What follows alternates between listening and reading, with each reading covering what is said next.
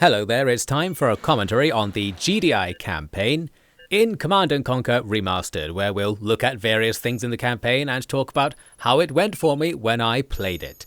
It starts off with this fake installation cutscene of sorts, where it's as if Command & Conquer was actually installed on your PC in its original form, and then a program runs to make it remastered before your eyes. Well, this was interesting at least. It's a nice look at how complicated PC gaming used to be.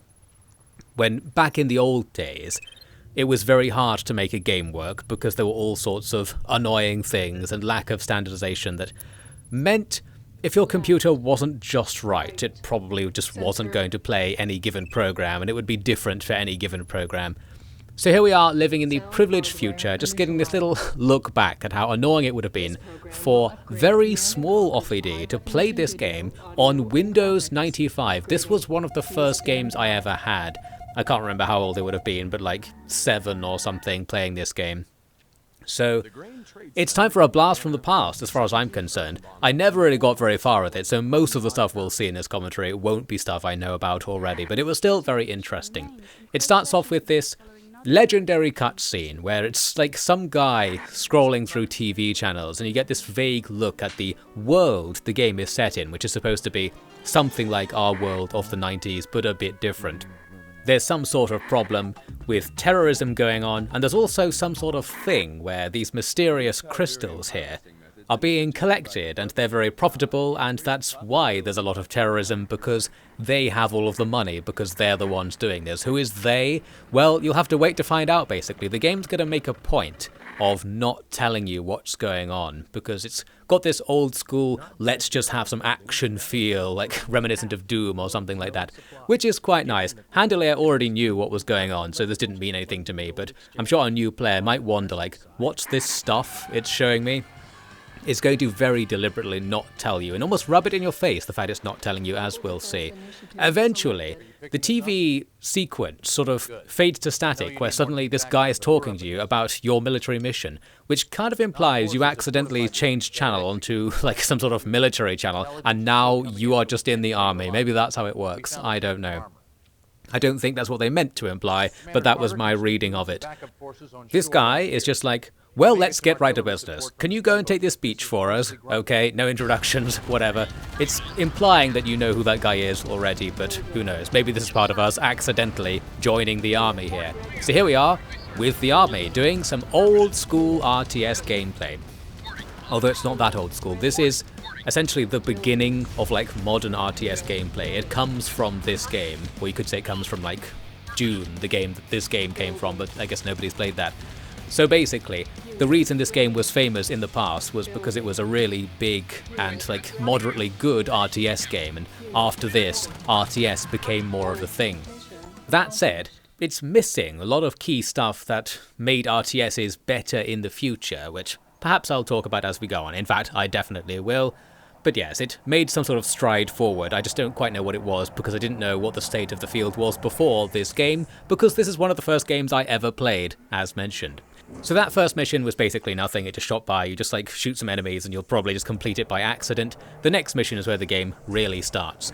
In between, there's a cutscene showing whatever this is. There's this concept in the game of the mobile construction yard, a vehicle that can turn into an engineering center.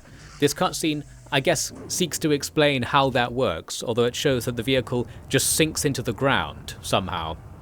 So it still doesn't quite explain how a vehicle can turn into a massive concrete building. It's a very complicated transformation process, it just sort of works. So the guy's like, well, good job with that. Now I'm going to tell you what's going on a little bit. Here's the villain of the game, the leader of the Brotherhood of Nod, which is some kind of like evangelical church-style cult that rules half of the world. How that came to be, we'll have to leave it there, because he's like, oh, there's something else to do, never mind about that, right, we're going to go back into the game. So that's what I mean, where the game doesn't really want you to be paying too much attention to who the enemy guys you're shooting are. They're just the enemy. Let's kill them. And they're kind of similar to you in terms of their equipment and their style of play, so it doesn't matter in gameplay terms either to not really know who they are. They're just other guys to fire at. And of course, back in the past, when this would have been in 240p or something, both sides would be like 3 pixel-sized guys shooting at each other, and it would matter even less who they actually were. Well, anyway, so we're now on the same map we were on just now, and you have to take an enemy base to the north, and here I am doing something like that. I'm actually going to fail here for, well, various reasons. This is a very micro-heavy game. The remaster does slightly reduce the amount of micro required to play, because it lets you queue up the building of units. You couldn't do that in the original, which was a nice quality of life feature for them to add, but what they didn't add is anything to do with troop commands, as far as I know anyway. The big thing you can't do is attack move, so that being just fight the enemy in front of you. You have to tell your guys to fire at the enemy. The exception is that if a troop doesn't have any orders assigned to it, and it gets attacked by something that's already in its range, it will fire back at it. But that's actually a quite restrictive scenario. So for example, if you're fired at something from outside of your range, your troops will not react. They'll just wait until they die. And if your troops are in the enemy base, like right now for example, they won't start trying to attack it. This is probably because you can theoretically capture the enemy base, so maybe they made it so that your troops don't by default attack it. As you can see, I have captured the enemy Tiberium refinery there, which was required since I ran out of resources, just about got away with that. But yes, this is the sort of thing where, like, in the future, you would be able to attack move and just say, wipe out this area for me while I do something else. And the ability to have fire at will modes or guard modes or something where like they're allowed to move a little bit away from where they're standing to fight nearby enemies, things like that. I think there's something like this in this game. It never tells you about it. It's the sort of game where of course you were supposed to have a book that came with it, but in the remaster no tutorial is added to replace what would have been the manual, so you just have to know how to play it really. So luckily I already did, but in terms of onboarding, the game is actually terrible. I just didn't really experience that because I was already on board from the beginning. So an interesting point to point out, I guess I can't really comment on it, but I'm pretty sure it sucks in that regard. Well anyway, you might have seen there that there was a brief cutscene where the guy's like, right, now I'll tell you what's going on. Actually, no I won't. And then we just cut back into another mission, so we're just still fighting whoever these guys are, who for some reason control a massive amount of Europe at the moment, and we have to fight them. We're like the UN, basically. We're the GDI, but what they are is the UN's military. So there's a global effort to fight the Nod terrorists, although describing them as quote-unquote terrorists, I think it's just like a thing, because, you know, it was made in the 90s, and calling everybody terrorists was like a thing. They're actually a massive, extremely rich, like, corporation slash military slash religion. It's not quite clear what they are, but yes, they control half the world, and they control most of the world's money, and it mentioned in the opening cutscene, they have, like, massive amounts of stock trading games going on, where, like, they're owning half the world's companies for whatever reason. I think probably in the modern world, we actually have something of an analogy for what Nod is. It's basically Amazon, but with an army, and they're also kind of religious, although while they have this religious vibe, I don't really know what their religious angle is. Like, they're sort of a cult of personality of a spiritualist leader guy. So, in my analogy, Jeff Bezos is one of the most popular people in the world. He uses his massive riches to buy out most companies and set up massive industries to harvest mysterious crystals that are growing all over the planet for some reason. It turns out these crystals convert ground minerals into rare earth metals or something like that, so they have some ridiculously valuable industrial application, so collecting them is a way to just make infinite money. And Jeff Bezos did it first, so now he has all the money. We're catching up, learning how to do it. But at some point, Jeff Bezos bought the entire world and started trying to take over everything. I think there might actually be like a plot where he knows something about what Tiberium really is, because Tiberium is like an alien plant of some kind that is on this planet because the aliens are trying to terraform us. What aliens are you talking about, you wonder? Well, I don't know, but like this is all actually an alien plot line. I think it gets revealed later what's supposed to be going on, and like some aliens come down and fight both Nod and GDI.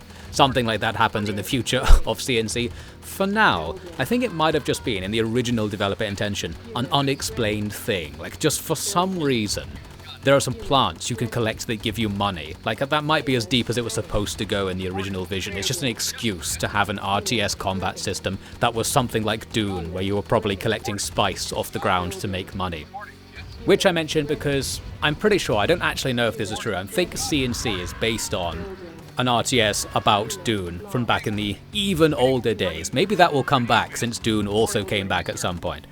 Anyway, what's happening here? This footage is the third mission, and this is the mission I had the most distinct memories of, because this was where my as a child gameplay style conflicted a bit with how you're supposed to play RTSs. So back then obviously I didn't know anything about how to play like any games. So what I was doing in this mission was collecting all of the resources on the map to just build up the biggest army possible and then attacking the enemy base. Now, modern Devon RTS players like, well, that sucks because the enemy is doing the same thing, like, you're not collecting resources faster than them, so you shouldn't try and get into a resource collecting race or anything like that. So I was trying to play more aggressively now, thinking, yes, modern RTS techniques will allow me to succeed. I was being more proactive, and even doing things like just looking at the rest of the map. I never would have bothered to go to the enemy side of the map. Like, as a kid, I would have just sat in my base and gradually uncovered more and more of the Tiberium, taking it in one tile at a time, because I was trying to get all of it systematically. Well, this new strategy of like trying and being like, what if I raid the enemy base and like destroy their economy so I can take their resources, things like that, modern RTS considerations, they actually don't work very well in CNC because this was made before such considerations were really a thing and before, I guess, like the strategy design of games was more standardized. In this game, actually attacking the enemy is often a bad idea. This is a very misleading thing to say because sometimes if you just attack the enemy instantly, you'll just complete the stage instantly and you just have to have the courage to do it. But because the game works in slightly mysterious ways that I eventually worked out while playing, it's designed to discourage you from just trying to take out the enemy economy.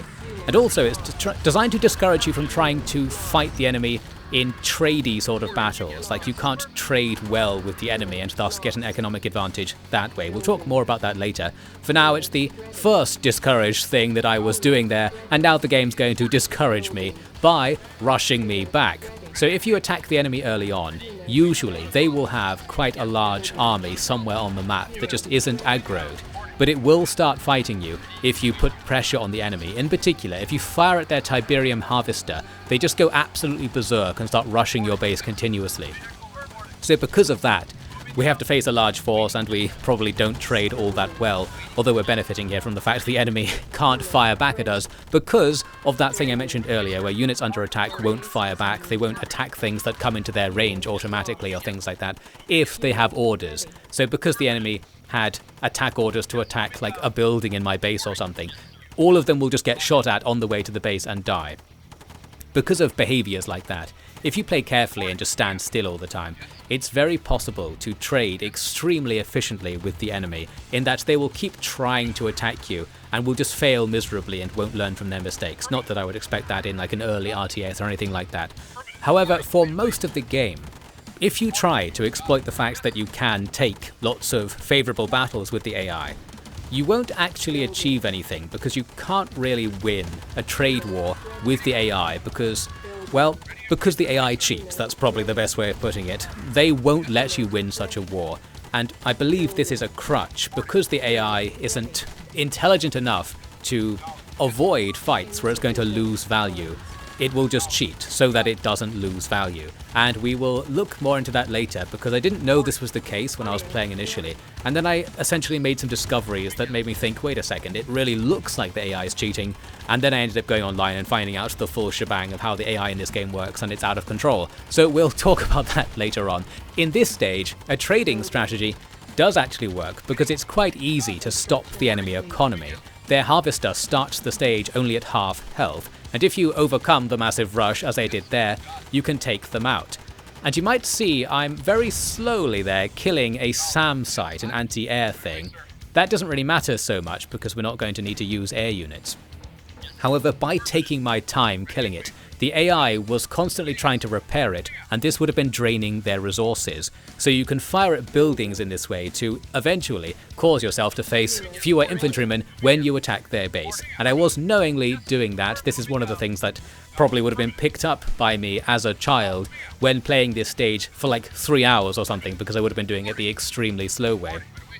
And the thing is, that actually works kind of well in this game, because if you don't attack the enemy, if you never go near them or don't enter their line of sight, the enemy AI kind of just ignores your presence on the map.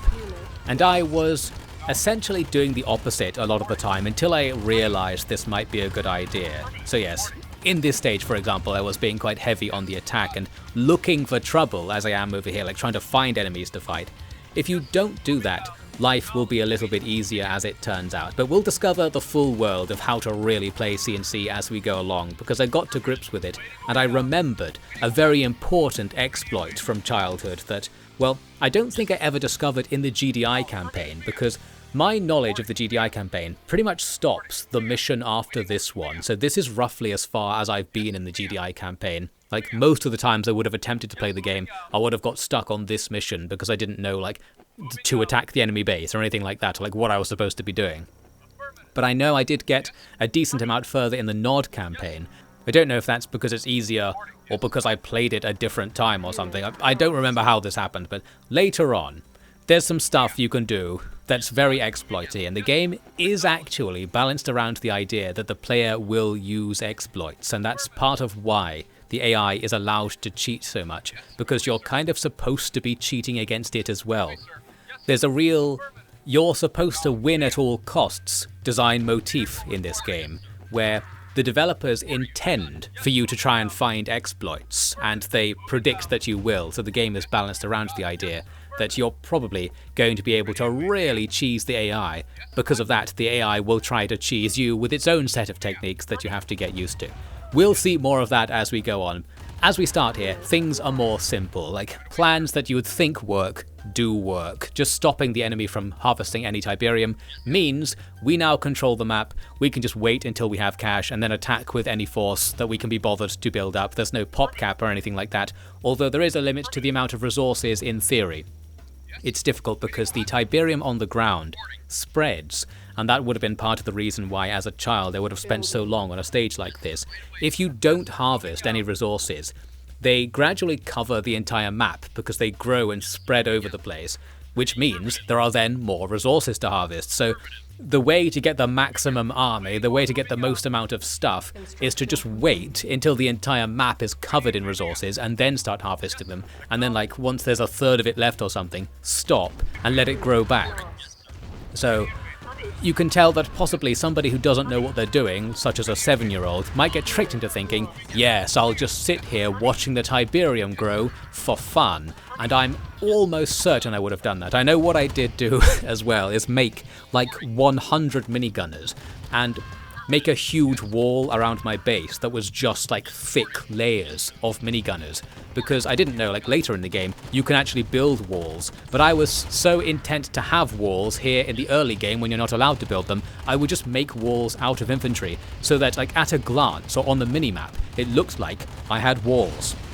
So that's the sort of thinking we're doing here. Real Spartan thinking. I don't need walls, I have warriors. These minigunners shall be my walls. I'm sure they're all enjoying their new job as a human bullet shield. Perhaps now we can come up with some better ideas. Not that that's an especially bad idea, like that does work in this game and it's really just about doing whatever works, as I said, and as we'll see, let's move on. Once you complete the mission, it shows a cutscene of an airstrike, because you were supposed to be doing this thing with airstrikes where if you took out all of the SAM sites on the map, it would let you airstrike the enemy base. You can do this in a lot of GDI missions, but the rumour has it that in the remaster, it was made harder to do this by having there be more SAM sites, or by placing SAM sites like at the back of the enemy base, so realistically you've already killed the enemy base before you unlock the ability to airstrike them. So, we're not actually going to be seeing very much airstriking at all in this campaign, but there's this feature you're supposed to be using. Never mind that. We move on, and here we can see the map of our theatre of operations, where Nod controls a decent amount of Europe by the looks of things. They're doing well. And it gives you a choice for what the next mission is going to be. At several points in the game, there are missable missions. So, while you have to do 15, I think it is, missions overall, there are missions called like 15A, 15B, 15C, things like that. So you take a certain route through the game. You can't go back once you've picked a choice. It tells you about like the territory it's going to happen in, but no actual information on what the mission's going to be like. And you can't pick the other one, so we're doing this one, whatever it is. Now it does actually tell you what Nod is. There's some sort of ancient secret society. And you might infer, or at least I infer, that because they have all of this Christian symbolism, there's something to do with Christianity in some way. That's why I sort of think of them as being like an evangelical cult or something that just got really successful. As it says here, they do really well just like trading stocks and shares on the market. They're super rich. They somehow managed to control like a lot of global media organizations, as we'll see, which has helped them become very powerful. And they all just follow this one guy called Cain, and I don't know what his deal is. I don't know if you ever find out what his deal is in the game anyway. He's up to something. We better stop him. Now, the general we were talking to before isn't here anymore, and you actually later find out why that is. Instead, some fighter pilot decides to start giving you orders. There's a very unclear chain of command in the Command & Conquer or GDI universe, which makes sense because I was just watching TV and they made me a commander because I switched to the wrong channel. So it's really just anyone can give anyone orders around here. Somebody orders us to recover some materials for a nuclear bomb that Nod has stashed somewhere in Poland. And we get one of these missions where you can't make a base and you have to use a certain supply of units to achieve an objective. I failed very early on because I put all of my troops in these APCs and then couldn't work out how to get them back out again until after the initial fight was over, so we didn't do as well as we should have in that first fight. All we're going to do then is stumble about this map and look for enemies and see what happens, effectively, although you actually don't have to kill any of the enemies, as we'll see in a second. I ended up going vaguely north. The enemy landed a helicopter with extra guys behind me, and while I could deploy my troops to fight them, you can also run over a lot of troops in the game with a lot of vehicles in the game. It's tricky to make them actually do it because everybody's moving around, and there's also quite a large input lag. This is something that sometimes becomes a problem in the game. When you give an order, there's a delay of say 1 second before they start doing it. So if you're trying to give them a precise move order, if they're already moving, they'll like keep moving for a while before they turn and start doing the new order. So because of that, it can be hard to get running over based strategies to work, but it doesn't matter here. What does matter is that I went the wrong way. Turns out if you go north, the map leads you around to this dead end, where you can see where the enemy base is, but you can't get into it. So we lost a bunch of units and health just doing that. Now we'll just have to go back. The actual more annoying thing is you have to put your infantry in the APCs to drive over the Tiberium fields. Because Tiberium kills infantry, it's poisonous, which is explained a bit later in the game, so we'll get to that. Eventually, I'm on the correct path, moving up towards the enemy base. The only issue is we don't have much of the starting army left and we need to just make it work somehow. There is a little feature with infantry where they will sometimes lie down and fight, so they'll shoot while prone. In that position, they take way less damage from incoming attacks. What I don't know is if you can ask them to just go prone, because they can go prone anywhere, they can move while prone as well, just slowly. So ideally, you want to like crawl towards the enemy and shoot when they're in range. I don't know if there actually is a way to get your troops to do that. Probably not, because you can't do so much as attack moving. So the actual micro of combat's quite difficult. As we can see there, I lost big time. However, the game's generous enough to just give you another APC full of troops that spawns near the objective this time. So we just keep going. I thought I was going to have to start the mission again, thinking I'll just go the correct way this time and it will work out. But no, we can do it. Still off this run. Even though we nearly fail again, I lose all of the infantry, I get into the enemy base, and it turns out that if you have a 1 health APC that just about reaches the objective, that'll do. You just had to touch it. So even though we couldn't recover the device or what have you, that'll count. That's good enough for GDI. Now we see this news report of GDI mass slaughtering civilians, and it's something to do with Shepard, the guy who was giving us orders earlier. Well, as you might have learned, Nod controls the media, so GDI has a pretty bad reputation and are themselves considered to be the quote-unquote terrorists by a lot of the world, because that's just what the news media says they are. And this kind of plotline was probably supposed to be a comment on, like, Gulf War stuff, although I think this is before the whole, like, fake WMDs thing came out. I don't know. Command & Conquer predicted it all. Well, they just hit on some general principles that will end up being true, such as the news doesn't always say things that are correct. Well, it turns out that the news about GDI killing everybody is so bad that GDI gets cancelled. We're out, and now we can't talk to the generals anymore. So we saw there, that's what our general was doing. He was at a press conference just getting torn apart by the media. He actually, you later learn, was pulling a scheme. So it's all part of his master plan. There is actually a grand narrative going on here to some extent, although it doesn't make any sense. We'll see that happening later on. For now, the game does continue. You aren't completely cancelled because, for one reason or another, GDI is partially run by an AI. And the AI can still tell you what to do, like you're under its chain of command, as it turns out. And somewhere in Germany, I think we are now, there's a half-dead GDI base, and it gives us an army to go and bring it back online and just kill the nearby Nod forces. So a simple enough mission, just kill everything on the map after you've found yourself a base to use. For the first time, we have the medium tank to use, and the enemy will start using tanks as well, so we're getting mechanized at this stage. As you might be able to tell, it's one of these RTSs where like each new mission unlocks a new thing, so only at the end do you have the full roster that your faction can field. And the medium tank is going to be the workhorse of the campaign, in that it's your general purpose unit. It's good against most stuff. The only thing it's bad at is that its main gun doesn't do very much damage to infantry. So it's weak to, well, what is walking towards us right here, so you can see me trying to get out of the way. Rocket launcher guys, it can't really shoot back against them. And even though you'll probably win like one-on-one fights in terms of the value being exchanged, it will go badly if you fight rocket launcher guys with tanks. That said, you can run them over, as mentioned earlier, so if you can get some good movement orders, you totally can fight, well, everything with tanks. And I'm going to be trying to fight everything with tanks as the campaign goes on. For now, though, we're just trying to work out where do we need to go. In Command & Conquer, as with Rusted Warfare, which I was ranting about recently, once you've revealed the map, you don't have a fog of war system, so you just find out what's on the map and then use it. So this means, essentially, the first time you play every stage, it's harder than it's supposed to be because you don't know what the stage looks like, but once you've uncovered the stage during the stage, or if you've played it before and you know where to go, things get a bit easier. In this case, I was luckier than in the previous mission in that the random direction I chose to drive in at first turned out to be the correct one, and we drive into the base we were supposed to capture. It's half dead, but I think that doesn't really matter.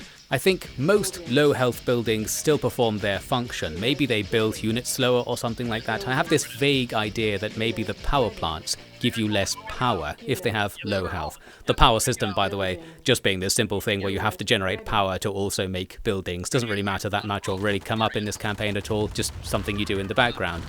Well, anyway, we've got a base, now we have to use it to kill the enemy base. The only problem is that there are barely any resources near this base, and the enemy are now going to start just attacking us constantly. The way the AI works, I believe, is the thing I was complaining about in Supreme Commander, the thing where it has a couple of scripted attacks it wants to make, and it will just make them over and over again. So for this mission, it's going to be, well, this group we see here. So 5 infantry and a light tank will attack your base over and over again. What the AI won't do is build up a bigger force and attack you with a force that's large enough to actually beat you. So it kind of needs to be like that because the AI starts with all the advantages. So if it just made a force that can kill you, and it did, that would be the end of that. So to keep it gamey, it does just attack you with the same wave over and over again, and you can predict what it's going to be. The only problem is that early on, we don't really have the army to deal with these attacks, so I was under a lot of pressure in this mission, and just not knowing where the enemy base is or like what I can do to cut them off makes it harder as well. Luckily, there are tons of choke points actually near our base, so we'll soon find decent places to defend. But yes, they're coming at you with scripted waves. This means that playing defensively is very effective, and I'll gradually come to appreciate that. You might think, surely it's better to go out and put pressure on them and try to destroy their buildings or something, so that they won't keep sending these waves at you. It's not really like that. The AI has all the advantages when it comes to production of units and going on the offensive. You just have to trade well enough that you're not losing units with each attack and will ultimately gain a larger and larger force. And then you can do the thing that the AI can't do, that is just send all of your units at once to attack and overwhelm whatever they have in their base. If you never go to their base and never really aggro them, they won't do anything else than send the small scripted attacks, and if you can manage to hold them off, that gives you time to start building up that force which you can use for the big push later. And that's kind of the rhythm that you're supposed to be doing for most CNC missions. Although that said, I've actually recently watched the speed run of the GDI campaign, and there are pretty fast ways to do most missions. I was blown away by how fast you can complete a lot of missions. Simply just going into the enemy base immediately can cause you to win instantly in certain cases. You just have to have the knowledge and the courage to do it, and of course use various exploitative techniques, some of which we'll see in this campaign a little bit. Well, we'll get to that later. So here I am doing the not very good strategy of putting pressure on the enemy. This could be good if it works. That's why it's not very good basically. In this game, there's no reward for sort of pressuring the enemy. Either your attacks defeat them or they're a waste of time, and we'll see why that is. For now, I even had the audacity to attack the enemy's harvester, which causes this reaction, forcing us into a battle just on the edge of their base, which isn't very good for us because they have these turrets firing at us. Luckily, they are anti-vehicle turrets and we're mostly infantry, so they won't actually do very much damage. And I'm here trying to focus on taking out the turret, being like, yeah, this will help for later, right? Well, not really, because the AI will happily just rebuild anything you kill. And even then you might say, well, maybe it's worth money or something, maybe it's worth trading a few infantry to take out the anti-vehicle turret. Still, not really, because money isn't going to be a problem for the AI, unless you actually shut down their economy. And because we did not succeed in killing their harvester, it was a waste of time to try and attack it. Well, I am still doing an economic strategy down there with that SAM side. I've got a few units just fighting it to force the enemy to repair it to waste their cash. This is a really good idea in theory that doesn't work in practice, except in a very specific situation, which again we'll have to get to. I'm saving actually explaining how it all works for the time when in the campaign I discovered how it all worked. For now, my attack has failed, so I fall back and use this Tiberium field to damage some of this enemy infantry. It doesn't do that much damage, but you can see their health bars start going down as they cross over it. Because we lost basically everything in the attack and didn't really achieve anything, we're now on the back foot, and I end up being pushed back effectively all the way to my base. I just have to wait and gather some resources. You can see me there putting an engineer in an APC because I had a plan. Engineers are a special unit in the game that's very expensive, but can instantly capture any enemy building. So if you can get a few engineers, you can effectively win a stage if you get them into the enemy's base. The thing was, they're quite expensive, and I had to spend a lot of my money focusing on just holding off the enemy's attacks because they're still coming at me. And they regularly got into my base, as we see here. The big issue is that we're at an awkward point in the progression of the game unlocking units for us. Here's me accidentally getting tons of infantry killed by aggroing the enemy's tank onto a unit, then moving it away to force the tank to run over my guys. It then voluntarily runs over my other guys. We're getting screwed. But the point I was making was, at this point in the campaign, you haven't unlocked anti-vehicle infantry, and we can't build any more of our tanks. So when the enemy come at us with their tanks, we actually don't have an answer to that. All we can do is spam grenadiers. Grenadiers are an anti-infantry unit that has okay damage against vehicles, essentially. Although more importantly, they have longer range than minigunners, the standard infantry. And tanks tend to only try and run your infantry over if you're really close to them. So just attacking vehicles with a unit that can fire from outside of that range means it's okay even if it doesn't do much damage. Why am I freaking out there?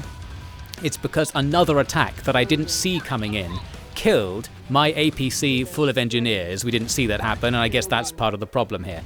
There's no call out for when the enemy are attacking you, and if you don't build a communications center, which I can't do right now because I can't afford it, you don't get a mini-map either. So it's very easy for the enemy to sneak up on you and attack on screens you're not looking at. So we lost a huge amount of value to that raid, and it would have been good if it would say, like, your unit is under attack, you know, what a lot of RTSs do. Even better, do something like Homeworld Deserts of Karak, where it will tell you whenever your units see the enemy. You get like a contact report, which is the most useful thing to get. Well, anyway, my next plan was to send a band of grenadiers behind the enemy base. There was a cliff back here, and you can order your troops to attack into the fog of war because they can often throw a bit further than they can see. And I thought I'll try and take out some enemy buildings by throwing grenades down into their base. There isn't really a down in this game. All of the height is illusory, it doesn't have any mechanical effect. And as you saw there, the enemy responded by just going and crushing my group easily. So what I'm not doing is building up a big army that actually can win these fights, and that's what I should be doing, and I still hadn't really learned that yet. I'm still thinking, probably, I'm playing really well, I'm keeping pressure on the enemy, I'm forcing them to respond, but I'm not doing anything with these movements I'm forcing them to make, so it doesn't matter. However, I do this, and this is more like how to play Command & Conquer.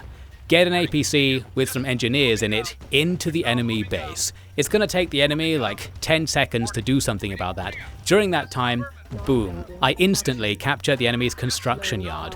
Now, they can't rebuild any buildings they lose. So from this point on, raiding the enemy base actually would be a good idea. Like before, if I'd managed to take out their Tiberium refinery or their infantry production, they would just make another one, and they would probably have the money to do it. Now, they can't do it, so we're in business. I've got 2 more engineers. I'm going to cause a distraction with my other units to capture, well, not the best choices. I took a power plant and their infantry production building, the Hand of Nod. It would be better to take their refinery and their airfield, stopping their economy entirely and stopping their vehicle production. But, well, this is better than nothing. And what you can do now is not only use enemy buildings to make their units, you can just sell them. So we make some money from the endeavour, making back the cost of the engineer to some extent. And because we have their construction yard, they can't put it back. So now, for the rest of the stage, we never have to face any more enemy infantry. If we'd done that to their refinery, we wouldn't have to face anything. But I wasn't quite on the ball. We'll get better at that as we go on. But the point is, from now on, the stage slows down because the enemy can't make their scripted attacks anymore. So we're able to just build up a small group of infantry and gradually kill their buildings, and this time the enemy won't be constantly putting them back. But we saw how effective an engineer's strategy can be. It turned this stage from me being under a lot of pressure to me just working through their base with a few guys and getting the job done. The AI actually reacts quite well to being under this kind of pressure, because if you take out loads of their buildings, they'll start selling their leftover buildings to get extra money and infantry, which they can use to actually slow down pushes like this. So if I'd done this with only a small number of units, the enemy would have sold off enough buildings to stop me, which is good of them. You might think they would just sit there and take it. They still kind of try when they're under pressure, which is nice. So there we go, we completed the stage. It gives you this score in the top right. I did very badly according to this score. I don't actually know what they mean, leadership and efficiency. I think it's something to do with like how many units you lost and how much money you spent. We did that very badly and very inefficiently, and it took a long time. Well, at least we learned some things along the way, perhaps, anyway. I remember thinking when I was younger that because it tells you on that screen how much money you ended the stage with, that there was some way to take that money into other stages, and that's why it mattered that it was going to tell you how much money you had at the end. I think it doesn't work like that. Well, moving on. Here it gives you a choice of 2 arrows to pick from that appear to be pointing towards the same place. I don't know if this is like a fake non-linear path or something. We're going to Czech Republic to do a gimmick mission. This time, it ultra doesn't tell you what's going on because your radio connection isn't good enough to learn what GDI is up to in this area. We've just shown up and I guess we'll command some stuff. And the mission turns out to be, you've got one guy and you have to do something. The point being you don't know what to do with this guy, so we're just going to walk around the map and see what opportunities arise. Now this guy is the Commando, a unit that's ultra good against infantry and kills buildings instantly if you get into melee range with them, quote-unquote melee range. You put C4 down on buildings to blow them up, as seen here. Also seen here is the original graphics setting. You can press space at any time to see what the graphics would have been like back in the old days. You might note they're actually not that different. It's not that remastered in terms of the graphics. And, well, the thing I wondered is why is it on the spacebar to switch graphics? That's such like a big hotkey. In fact, it's the biggest hotkey if you think about it. Why did they think players would be switching the graphics mode that much that it's not like control something?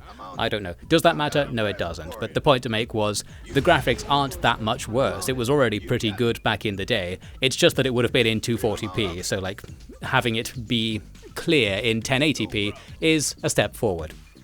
Actually, the thing I was more excited about with the remaster was the music. The music is all re-recorded, and CNC had a legendary soundtrack. It has like just actual songs by real musicians playing in the background, that were all originally made for the game, and they're all basically rockin' and jammin' and pretty good, and they made new versions of them for the remaster that are all rockin' and jammin' and pretty good. And I do hate myself for those being the words I think of to describe the music. I am not able to describe music in an interesting way, but it doesn't matter. The music in the background's pretty good, and I died, because many of the SAM sites, when you destroy them, have infantry pop out, and if you aren't quick to order your guy to shoot at them, they might shoot at you, and your commando, while being very good against infantry, is also weak against infantry and just dies pretty fast. So, we die. We actually didn't even need to be doing what I was doing there. Because we don't know what the mission is, things are a bit confusing. You get given this helicopter and you can fly around the map looking for stuff to do. Eventually you may find out, as I do here, that there is a big enemy base towards the top right-hand corner of the map. However, if you go near it, the enemy might start attacking you, and if they attack you with a vehicle, you are in big trouble. The only hope to escape is to get in the helicopter, which is what I'm trying to do here, but failing because I moved too close to where the helicopter was trying to land or something, and it all goes wrong. So, we've learned something about maybe what the stage is about. Maybe we're supposed to get into that base. I actually, as I mentioned, saw the speedrun recently. You can complete this mission in like 20 seconds, because if you get the helicopter and just go to the objective, while there are things that are supposed to stop you getting there, if you fly down the edge of the map, they won't stop you, and you can just complete this mission instantly. Well, we'll find out at some point what the real objective is. For now, I just keep doing it. One thing I wasn't doing is making saves. Because it's the past, there are no auto-saves, no checkpoints. If you actually want to make a checkpoint, you have to open the menu and do it yourself. And I totally forgot about that, and continued to totally forget about that. So, generally speaking, I just had to do the start again if I failed a mission. The missions aren't supposed to be that long, and as I said, you can complete this mission in like 1 minute if you really know what you're doing, but of course, I don't. We are just trial and erroring our way to success here, and the only question is it fun? And I thought it was fun, because you're such a glass cannon, it feels like there's going to be some really satisfying way to get through this stage where you outsmart the AI and do everything right and never get attacked and bamboozle them with your helicopter antics. And I was interested to try and find out what that was going to be, so I wasn't too annoyed about actually having to replay this stage several times, mostly just because the game didn't tell you what the objective of the stage even is. But since that is the actual purpose of this stage, you're not supposed to know what's going on, it's a gimmick stage, I'm going to let them off the hook and not be like, wow, why isn't there UX or something in here?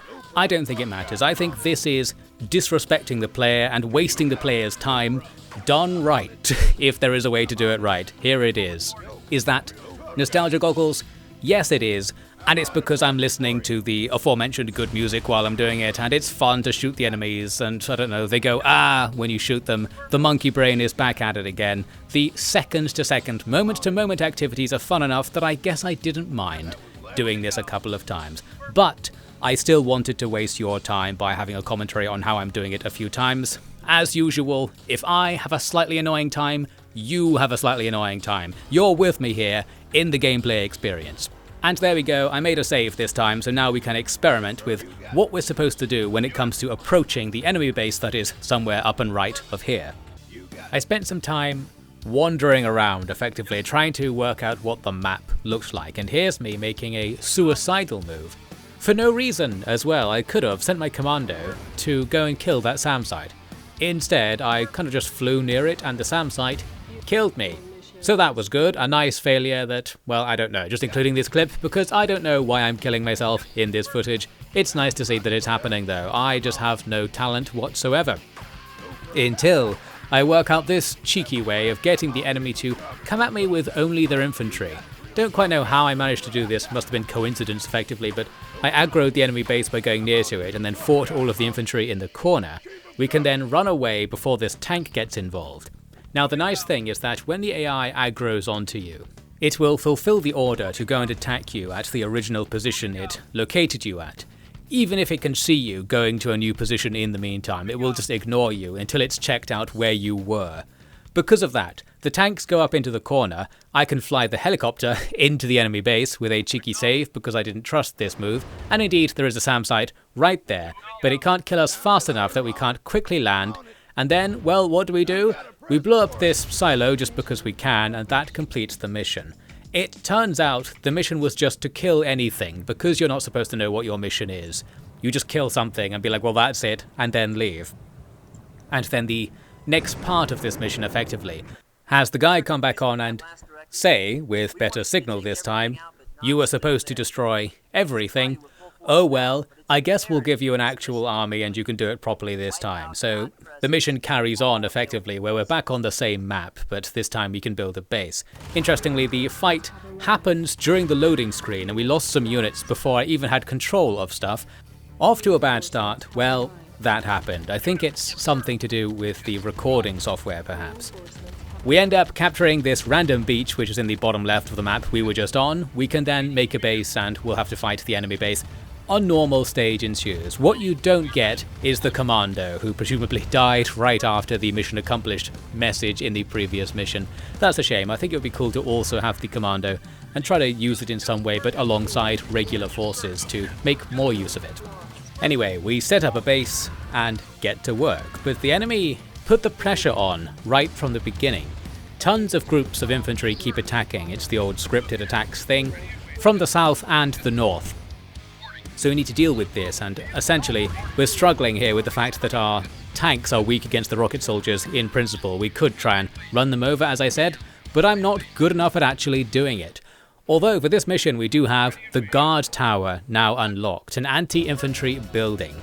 One problem, it doesn't have enough range to shoot back at rocket launcher soldiers, so you have to have something else to get the rocket launcher guys to aggro closer to the towers and then get shot by them. So you still have to watch out for when you're under attack and micro them.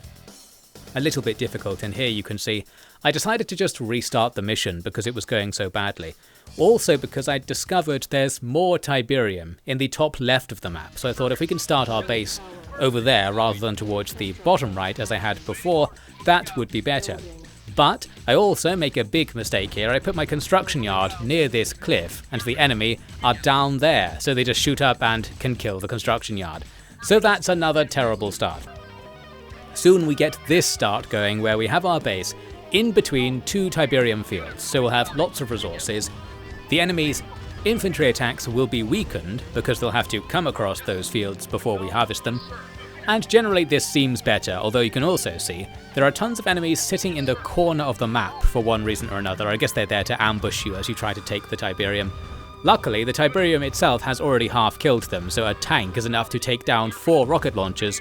Pretty good. But the enemy also going to be coming from the south, so need to set up for that. Need some running over antics down here to deal with these flamethrower guys, which is always just a little bit harder than you think it's going to be, because the AI does try to dodge out the way sometimes, and there's input lag, and the path your tanks take will by default avoid running over enemies unless you hold down Alt while giving the order, which helps out a little bit. The enemy's pressure is still an issue for us. They're managing to kill off my guard towers as I make them, but we're starting to get some cash. I can put some rocket launcher guys out here as well to take out vehicles, and the guard tower will deal with infantry. And then I also hit upon this plan, which works better than expected. The scout vehicles, the Humvees as they used to be called, are better than I thought at fighting both infantry and anti-vehicle infantry, because while the rocket launcher guys are theoretically strong against them, they often don't fire at them. The reason is related to what I said earlier. These scripted attacks are probably aggroed onto something the AI can see in our base.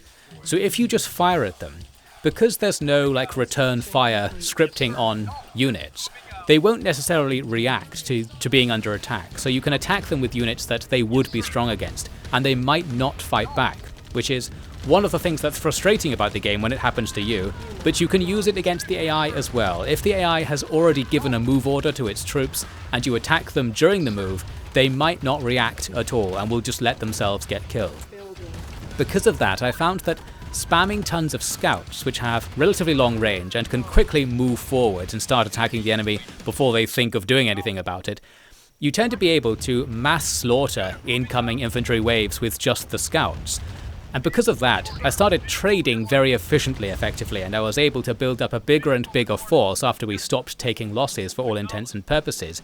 With that, I've now got the all-purpose battle group going, which I ended up using for most of the campaign after this. A couple of tanks and a couple of scouts can do most stuff. You just have to be on the ball and have the scouts target infantry as much as you can.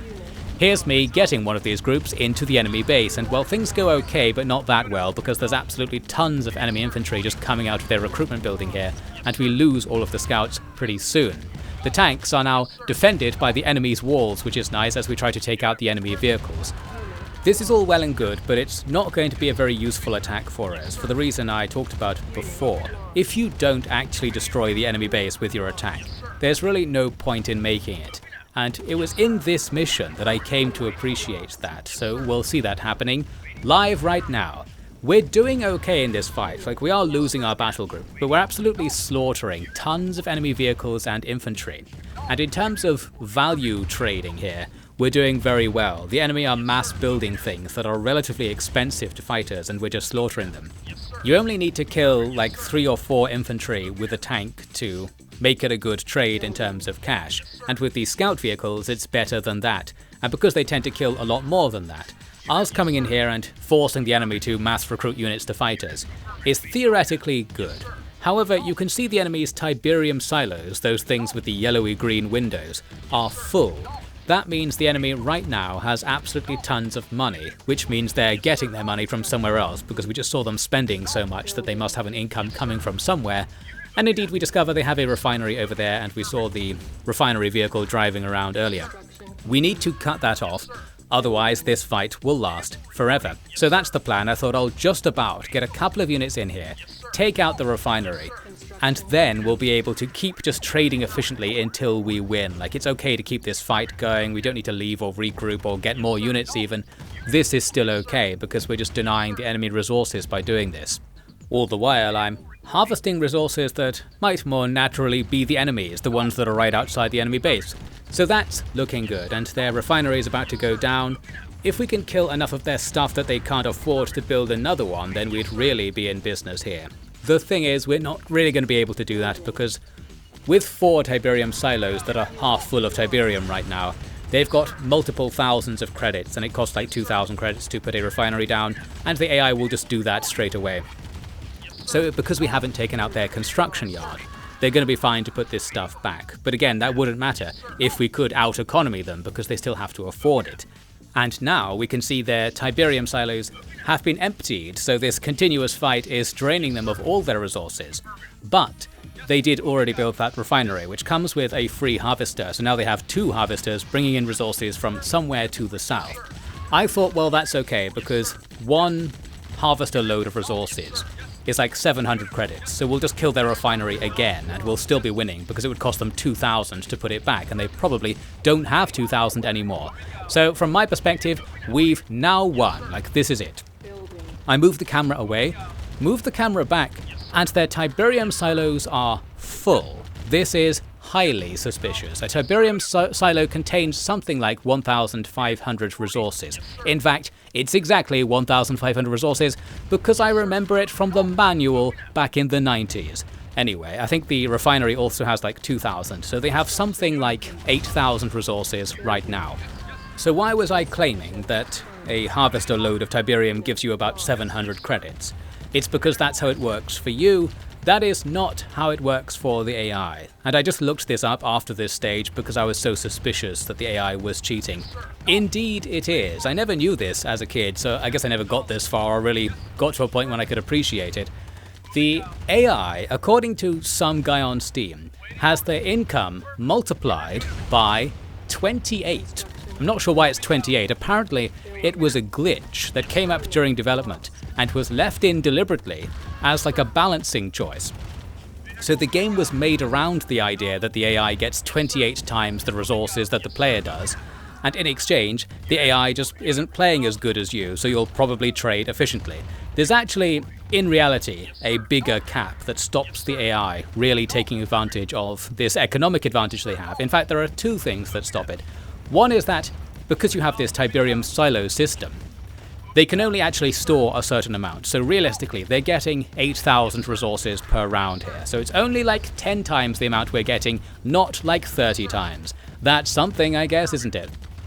But the other thing is, the AI won't effectively or efficiently spend their resources. They'll tend to try and build like a set standing army, and will then just leave it at that. So they might make like 10 infantry and 5 vehicles if they have the chance to do so.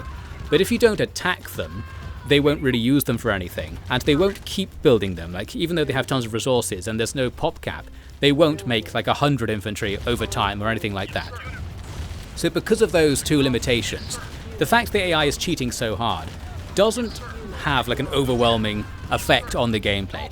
Essentially it means, though, the idea of trading well with the enemy just doesn't apply in this game. The only thing holding the enemy back from making a big army to replace anything they lose is production time, not the cost.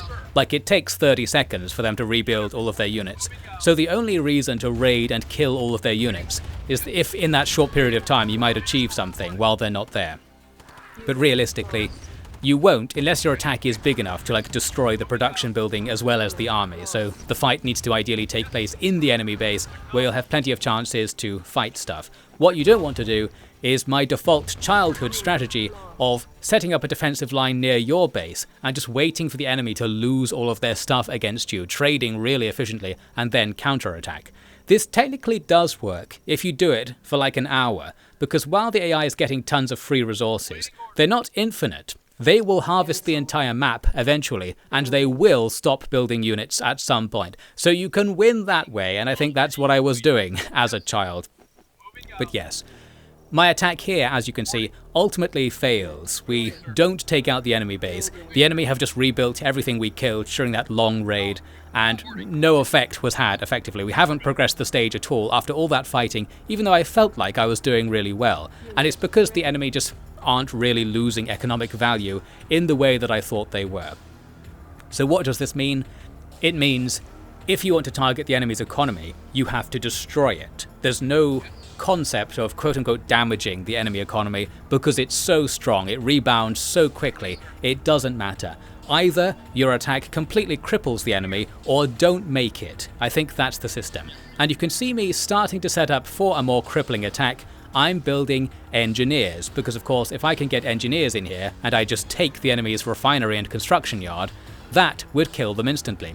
And I think it's considerations like that cause the developers to leave this problem in the game, this quote-unquote problem, as a deliberate balancing choice. Yes, the AI is cheating hard against you, and in a conventional fight where you're just going blow for blow, it's supposed to do well even if the AI isn't doing anything too clever, just because it doesn't have to do anything too clever. It just has so many units that you can't trade effectively with them. However, it's also not really going to stop you doing these crippling engineer moves that will kill it instantly. And that's the trade-off, essentially. You're supposed to just work this system out and tend to rely on the more sudden exploitative attacks. So that's what we're going to have to do. In the meantime, the enemy's worked out they can send tanks to attack my base and that I can't do anything about it. That's going to be an issue. And look at them rebuilding all of their rocket launcher guys in the top left corner. Very cheeky. Luckily I don't need to go up there anymore, but still, I'm intrigued by the fact they're bothering to do that. So yes, the AI is basically just building back everything they lost and even putting them back in the same place they were before. Dedication to restoring the status quo on the map, indeed. So here's my gambit. I'm making this very dodgy looking attack where I need to get this APC through to the other side of the enemy's base defenses. I didn't really have enough troops to distract them, let alone kill them. So essentially we just start a fight and lose it. But it kind of works out anyway, because amid all of the chaos, 2 engineers managed to run through without anything aggroed onto them. So we keep just fighting the enemy over here to continue the distraction. The engineers will now go for the refinery and the construction yard. And yes, while the AI can see you doing this, they don't react, which is why it's so powerful. So as long as you're not actually like aggroing things onto the engineers by walking too close to enemies, you can steal their base, delete their base, get paid for the privilege, and that's that. We've now effectively won because the enemy now will run out of money, so we can just trade effectively and destroy them. And we even get a bunch of free infantry that comes from selling the enemy buildings, which we can use to get started and kill off most of the remaining enemy troops. With this, we're going to have some leisure time to build up a force and kill the enemy. Looks like they do have a tank in our base, killing our dudes, and I totally didn't notice, but aside from that, things are going quite well. And because we have loads of money left over from selling the enemy stuff, making a new army isn't so difficult either. As I kill the enemy here, I wanted to tell you a story that I was going to tell like a few days ago in this commentary, but I totally forgot about. I saw Kane in real life. Well, not really. I was walking around the park the other day, and I saw a guy, sort of tall, slender, bald, with a goatee, dressed all in black. This sounds a lot like Kane, but the real kicker was that he was standing, looking out over a freshly mowed lawn, which made me think about Tiberium harvesting as well. And I thought maybe this whole Command & Conquer premise is actually the result of Parallel Universe Kane, who is a professional lawnmower, kind of thinking to himself that maybe all this green stuff he's harvesting is actually a precious resource and that soon he will take over the world because of his quality lawn mowing abilities or something. So we're in that universe where Kane just looks at the lawn forlornly, and in a parallel universe, Kane actually did harvest something useful and did start taking over the world. So there you go, at least we have this window into what the true reality is like thanks to Command & Conquer, in 1080p no less thanks to the remaster.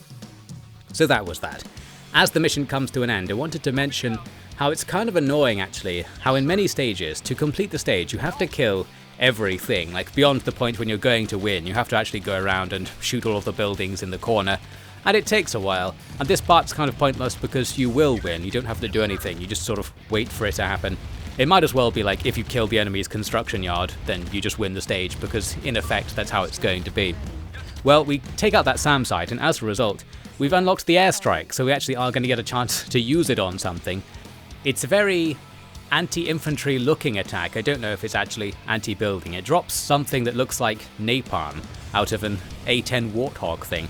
One of these planes that I think is famous for being inaccurate or something, and you can see how far away from the actual point I ordered them to bomb it, the bombs landed. Well, that's besides the point, because check this out. The turret I tried to attack decides to take revenge on Fran's house down there. It starts randomly attacking this house, which is named as Fran's house. So sorry, Fran. Your house is history, and I'm not quite sure why. Nod just decided they don't like your house anymore and blew it up. Luckily, just a bit too late, we come over and finish off Nod, so some revenge at least. It then plays this very irrelevant cutscene where it shows like a guy in a jungle shooting down like a Black Hawk, so this sort of Vietnam War cutscene. Maybe this is from before they knew what CNC was going to be about, because this doesn't happen in the game. Like, we're supposed to be in the Czech Republic, I think, right now, or Czechia. So, I don't know, from the jungles of Czechia, the Viet Cong are still fighting on to this day, in a parallel universe at the very least. Well, we won with a terrible score, and that's the end of that mission. Next, when you're picking where to go, I went for Slovakia here, and it calls out Slovakia as having a gross domestic product of negligible. Sorry Slovakia, you are getting the shade cast upon you by CNC. Several countries, I seem to recall, have negligible GDP in CNC's estimation of what Europe's like. Oh well. It turns out we're actually still watching TV. The player character is watching the news, and, well, the news is just saying that, well, GDI have killed another bunch of kids in an orphanage because of this thing where everybody hates GDI. Which is actually being orchestrated by the guy who is able to even orchestrate himself getting onto our TV. So I guess we're still watching TV, like the static keeps coming up. It really implies that this whole CNC experience just happened by accident or something. Well, Kane's here giving us a message about how we're a killer of children, but he also explains that, yes, like, it's just me, I'm just lying to the media and they're happy to say it, so there you go. I don't really know why nobody's questioning Kane. Like, he seems pretty shady to me. He goes around, like, showing up on your TV with a big scorpion sign behind him and footage of war crimes. I don't know. I'd trust him. Like, if I was running a TV station or a newspaper and this guy was like, do you want to have this random story about someone blowing up an orphanage? I'd be like, well, sure, like, you look like a trustworthy fellow. If that guy in the park I'd seen, like, looking at the lawn, had turned round and told me to go and fight for his global brotherhood, I probably would have said yes. It's just irresistible. So that's that. He says, well, if you like, you can go fight for a lost cause, and we decide that we are going to. The GDI campaign does still continue, despite GDI kind of decreasingly existing in the plot. Our AI gives us a mission to save a civilian research outfit who are researching the fact that the trees around Tiberium fields sometimes turn into these weird, fleshy things that shoot out more Tiberium. And this is an extremely poisonous process that kills off nearby people. Because of that, we might need to stop them or something. So the mission is defend Dr. Mobius, it said in the top left at the very beginning. The thing is, I was like, well, I don't see Dr. Mobius around here, I'll just sort of play the game normally. So I started setting up my base and just looking around, not really knowing what I was supposed to be doing, but I remember hearing like the sound effects of fighting coming from somewhere. And I was like, who's fighting on this map? It turns out there's actually a revealed section of the map down here in the bottom left. That's what you're supposed to be defending. So I've put my base pretty far away from this location. There was even Tiberium here, so we could have just put it all over here. And there's even a tank in the civilian town right now killing everybody. So that's possibly an issue. What I could do is actually select Dr. Mobius and run him to my base. He is a unit on your side. So you can protect him by just moving him somewhere where he won't die, I think. But I didn't realize that at first. I'm not quite sure if that is the case on this stage. Well, for now, I'll have to take some units over and try to defend the other side of the map, while also leaving stuff behind to defend my base. Once I have 2 positions established, it would be nice if I could build a forward base. And here's the CNC equivalent of building a forward base. I could theoretically defend the left-hand corner of the map by blocking the enemy base in the top right. This actually doesn't work, but I didn't realize this yet because they have a second base in the top left. But for now, I'm thinking, what if our defensive line was right up here? I would only have to defend one location. Because you can't build anywhere except next to an existing building for one reason or another. To do this, we first have to make a wall that leads to the location we want to build at, so that's what we're doing here. However, doing this unlocked the ancestral memory in my mind of what you're actually, quote-unquote, supposed to do with walls. And I say supposed for a particular reason, as we'll see in a second, or I'll discuss in a second. For now, I made this like defensive area, and then I thought, or remembered, oh yeah, we don't have to wall off our little defensive zone, we can wall off the enemy base. The reason for this is the AI can't target walls. This is a pretty big deal, because bang, now they can't go in or out of their base. So that's the end of that, basically. This is a game-breaking move, which can be made in any stage when sandbags are available. The only reason this isn't devastatingly effective is because, well, on this map, the enemy have 2 very separate entrances to their base. Their other base in the top left is connected to their base in the top right by a corridor. That means I need to besiege both bases to actually trap the enemy, so we haven't actually done anything too devastating here, but I've made it so that the enemy can only come at me from one direction, which is nicer. But also that said, also on this map, there is another thing that means this strategy isn't as effective as it usually is and will be in the future, because the enemy drop troops by helicopter.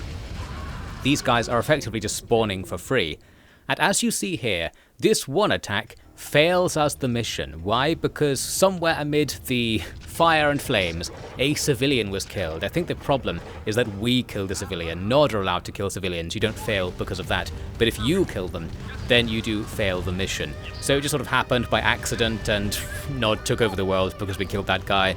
I don't know, we already have a reputation for doing this. Surely our reputation won't get worse if we actually do it, guys. I'm pretty sure GDI take collateral damage more seriously than the real-world military that it's supposed to represent, like some sort of Gulf War coalition-style force. It feels like the game's narrative probably is supposed to be some kind of commentary on that, since it's so much like these real-world things. But I don't really know what the comment is, because I don't even understand the lore very well, so who knows. You could even make a nice deep, like, philosophical point that this game's kind of theme about like media control defining how people perceive reality is itself being performed by CNC, by portraying GDI forces as high and mighty, whereas the real-life organizations they represent were not so high and mighty in reality.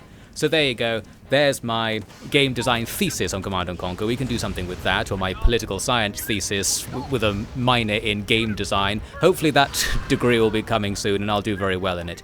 For now, we've had to start the mission again, and as you saw, I immediately just walled off the first entrance to the enemy base. I actually didn't go full hog and like wall off the other entrance as well, because I had a plan.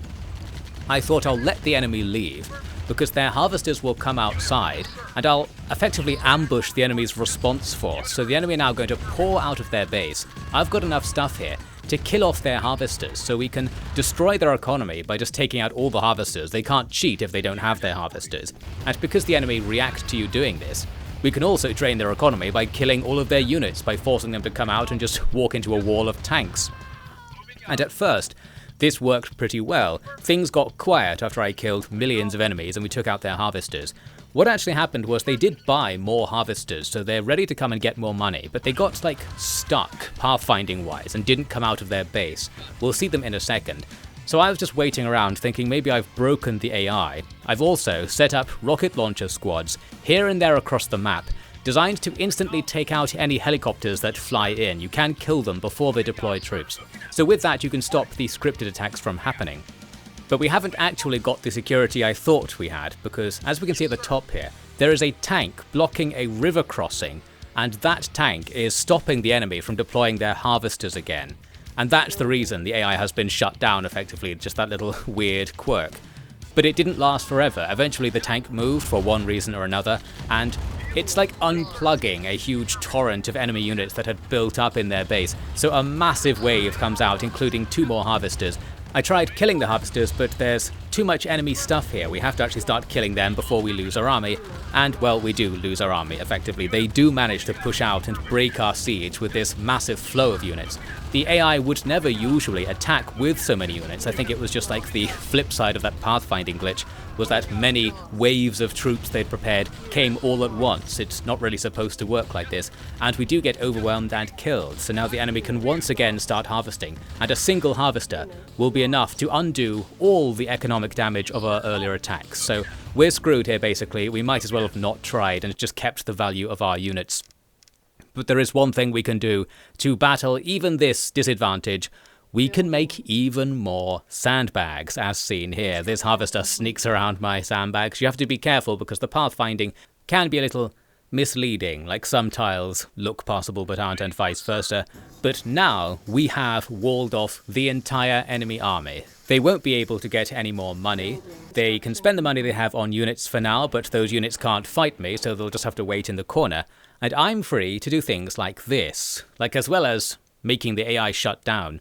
Having walls everywhere is useful just because it lets you build refineries in new places, so your economy becomes more efficient, and well, that's what I'm doing here. I'm going to make sandbag walls down towards the civilian area, just because it's a better place to put refineries than my main base. I should have put my main base here in the beginning. That probably would have been the best thing to do, but it's too late for that. Now, as I basically just exploit this stage to death, I wanted to talk about this tactic, because after doing it in this stage, I went and looked up something online because I thought, well, isn't this really game-breaking? Like, should I deliberately not do it? Like, I would showcase it in this mission, be like, haha, you can break the game by doing this, and then not do it in the future. And I was looking up whether this was considered to be a glitch or not, basically.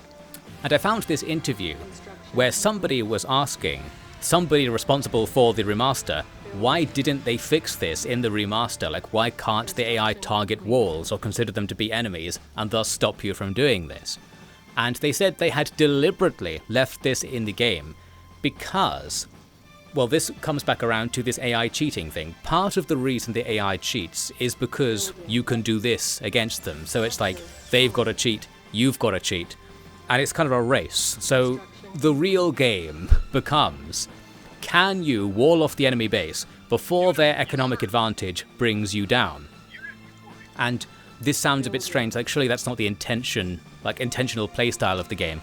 But this interview with the developer heavily implied that it was, which is where things get weird. He was saying that he left it in the game and left it like this because it would be too hard, essentially, if you couldn't do it. Because in the original game design, you were, quote-unquote, supposed to do this. He was saying how CNC is a hard game, possibly because the AI is cheating extremely hard, and that this is a tool you have to overcome the fact the game is hard, so you can't really take it away. Although he was also saying you can't take it away because it's fundamental to the spirit of the game or something, like the game of Command & Conquer 95, like the old one, is a game in which you can wall off the enemy base, and that is not only a viable strategy, it's always the best strategy, or at least it's the safest strategy. There are faster ways and easier ways to kill the enemy without doing this, but usually doing this is a safe bet. And that is the quote-unquote spirit of the game, like, that's part of it. So if they had fixed this glitch for the remaster, it would no longer be a faithful remaster or something like that. That was the logic. So this leaves me in an interesting situation, because I thought this is extremely stupid. But then I thought, well, it appears to be that the game to some extent wants you to do this and expects you to do it. And that's just the trade-off for the game being weird with its cheating. So, because of that, I thought, well, I am actually just going to do this whenever I have the opportunity. So we're moving into the second phase of this commentary. We've had the kind of normal gameplay commentary, when we're just fighting in a normal RTS style and getting a little bit screwed over by the economy stuff. Now we're going to move into the siege stage, where the goal of every stage will be to besiege the enemy base. And the challenge will just be, can you get there? Can you get the resources? Can you not die until you break the AI?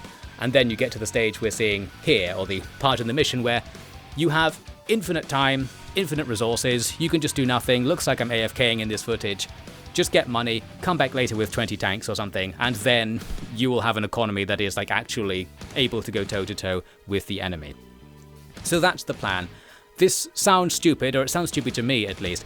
I think this is a terrible game design, and I was very surprised to learn that this is quite intentional as well, along with the whole cheating AI thing. Like, there's this weird house of cards of like both sides having exploits, and I'm just like, wouldn't this game be more normal if, like, in the remaster you could click normal ass mode where both sides just have the same income, and it's just like, if you trade effectively, that's fine. You just win if you trade effectively. Like, why have it so that actually, no, you can't trade effectively, but you can wall off the enemy base and win that way?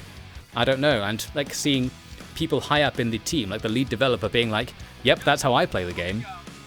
It just seems very strange. Like, this isn't a normal RTS after this point in the game because of that. It's now just a sort of old school puzzle RTS of sorts, where your goal is exploits. And as you can see here, if you want to get rid of the enemy forces before you even bother making your attack, if you have a unit that outranges the enemy, you can do something like this. That reminds me, actually, while I was looking up the information on what the AI does to cheat, I saw somebody saying there's this thing called South Advantage, they were calling it, where the way the game calculates the range on units means that anything firing from the south has longer range. So like more old school jank shenanigans here.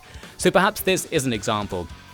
By fighting upwards towards the enemy, you shoot first, and you might be able to get a situation where the enemy can't shoot back, and the AI will happily not do anything about that. So yes, you could say the game is broken from here, but like, from the developer intention, they would say, no, the game isn't broken. This is just the new phase of the game. Like, the game now is, can you break the game? Like, that's what it's testing. So it's wrong to say that this is an exploit or a glitch or it's breaking things. This is the game. This is what you're supposed to do. And that's really strange. Well, let's give it a go anyway. Cut to some time later. We've now got a massive pile of tanks. So from here, we can do whatever we want. So yes, this is going to be the outcome of the siege strategy. You can take all the resources on the map. Because we're in the phase when there are those Tiberium trees, there are now infinite resources. Even if you take all the Tiberium on the map, it still grows back, which wasn't the case previously. So you can do whatever you want. What we're really missing here is the ability to attack move. It's sorely felt in cases like this, where I just want to push into the enemy base and blow it up. Your units won't aggro onto enemy buildings, and generally the objective of the stage is to kill all of the enemy buildings, so at some point you're going to have to click on all of them to make the orders go through. A bit of a problem. It's more of a problem when your move orders override dangers because there's no attack move. So you give a move order, your things will happily ignore anything in the way that they might want to fire at instead of moving. It would be nice if you could attack move, but you can't. And I'll just be mad about that until the end of time. For now, we easily win the stage. We move on to Hungary, which does get its GDP mentioned, so you're doing something right, Hungary. You've impressed the Command & Conquer developers from the 90s. This guy comes on the phone, or on the TV as it were, and tells us that 60% of GDI is dead due to Tiberium poisoning, and he appears to also have that issue. It's this thing where okay, but Tiberium poisoning, like, in-game, only affects you if you physically touch Tiberium. So I don't know what the GDI forces are doing, maybe they're eating it or something. I think in the lore, Tiberium is more dangerous than it is in the game. Like, in the lore, it's like an airborne thing that just kills people living anywhere near it. But because that would be too annoying in the game, it's actually quite safe in-game, and you just have to not actually be touching it for it to not be a problem. Well, this guy says he's going to send a convoy of ships to attack a Nod base, and we need to help them out at first. I remember thinking, seeing this guy, his uniform doesn't have any insignias on it, so this is more of the Command & Conquer Deep lore, where this guy, who is theoretically the same rank as you, I think it is mentioned at some point, is actually just a guy wearing army surplus gear. He's cosplaying. He doesn't have any official, like, rank insignias. So I'm pretty sure this is all just still a fever dream where we've tuned into a weird TV channel and some guy on the public access network is giving out military orders and we're actually doing them. So it's all going wrong for GDI, basically. We head into the mission. I was indecisive at first about where to put my base and then ended up just putting it right at the start. I was thinking, like, yeah, don't put it where it first looks like you should put it, like that's the beginner's trap or something, but most of the time it's not like that. Like, where you start usually is a fine place to start a base. As you can see, you also start with this group of infantry on this separate section of the map that I was exploring and eventually found is basically nothing, apart from this one pile of money in the corner which you can pick up. The actual purpose of this infantry unit is to kill some turrets that are in this disconnected section of the map, which we'll see in a bit. For now, I'm finding out that this starting area is actually a really good place for a base because it has infinite Tiberium nearby. Although that bridge in between the Tiberium fields and my base location is going to be an issue, as we'll see in a second. What I'm doing here in terms of playstyle is not rushing. I've got it over my desire to, like, put pressure on the enemy or try to harass them or do early damage or anything like that. Just sit in the base, don't even really bother exploring the map until you're really confident you have enough troops, like, in case you aggro something while exploring. I think this is really the way to play CNC. It was probably intended to be played more like this. Well, it certainly was. You can't harass the enemy, so there's no point trying to think of, like, harassing strategies. Instead, sit back, just take your time building a force that will win the stage so you can make that one all-important attack, and watch the enemy coming in as they make their scripted attacks. That's what I'm doing here. You can see them moving to set locations and then making attacks. They're focusing on the top left and bottom left of my base, where I've now put guard towers. In the middle, we've got a pile of units. You can see the effect of move orders overriding dangerous situations there, where the enemy are just walking past me and getting killed because they're so determined to go somewhere. The AI would benefit from having attack move as well, basically. Yes, they really want to attack that top left corner, but we've got the guard tower sniping at them, and they don't seem to have any answer to that once it starts happening. Again, not quite sure what they're doing. Maybe they're so scripted that only when they get really close to you do they actually start doing, like, normal AI behavior, so you are free to kill them all the way into your base, and then they'll react to your presence, something like that. Now, I set up millions of refineries and caused this massive traffic jam. This is where the bridge problem comes in. Your pathfinding isn't good enough for your units to not get stuck for a long period of time. The reason I'm doing this, by the way, is that I still wanted to rush to some extent. So this is like the Command & Conquer style rush, where you rush to pick up all of the resources as quickly as possible. So that's why I've got 3 refineries going, because that way I face fewer scripted attacks and build up my army faster. You don't necessarily need to do this, but there is some advantage in rushing to get all of the resources as quickly as possible. After a while, I sent a pile of tanks to take out the first set of turrets near the river. When you initiate this attack, this triggers that other guy to send in his boats as well, which is a problem because we're not actually ready right now. I hadn't used the infantry to take out the other turrets. This is because I wasn't sure that 5 infantry really could kill 2 turrets, and, well, this will be the mission where I discover that you can. But it actually doesn't matter. This whole thing was like a red herring, and I like that the game is doing stuff like this. The convoy actually will just be destroyed by this gigantic laser tower in the enemy base. So this is effectively the game's way of revealing this new enemy thing in a cool way. It wipes out your naval units, even if you had actually cleared out the turrets, and that's the end of that. If you're playing on easy difficulty, the laser tower actually can't kill the naval units. And for one reason or another, the Tower of Nod, the laser tower as I'm calling it, can't target units that have really low health. So if you're gunboats survive, they actually will now go up and down for the rest of the stage shooting at the enemy, but that's only on easy difficulty. It mentioned in that developer interview I was talking about earlier that the difficulty levels are basically both broken, like normal is the only one that works, because they just sort of haphazardly added difficulty levels because it felt like that should be something the game has. And I can't remember what it does, but it does something game-breaking. It's something like you do double damage on easy and the enemy do double damage on hard. But the game's totally not balanced around that, and some scripted like story events don't work because of that. So it's really janky, easy and hard difficulty essentially. And they seemed regretful that they hadn't done anything more clever with that. They were aware that it doesn't really work with the game design to just change the damage levels. Personally, I think it should have been more about the resource levels instead. So like a Tiberium harvest round should just give you more money on easy, something like that. And don't mess with any of the balancing of the actual units. Just make it so that you will de facto have more units on easy, or it's less important to have a good economy on easy and still get the same results. I'm sure that would be fine. This remaster kind of has this haphazard quality to it that I didn't really notice until like seeing the game was kind of janky and being like, is it supposed to still be janky? Like, why isn't this fixed? And then finding out that yes, maybe it is supposed to be like that, or maybe they just didn't really know how to fix it or something like that. I don't know.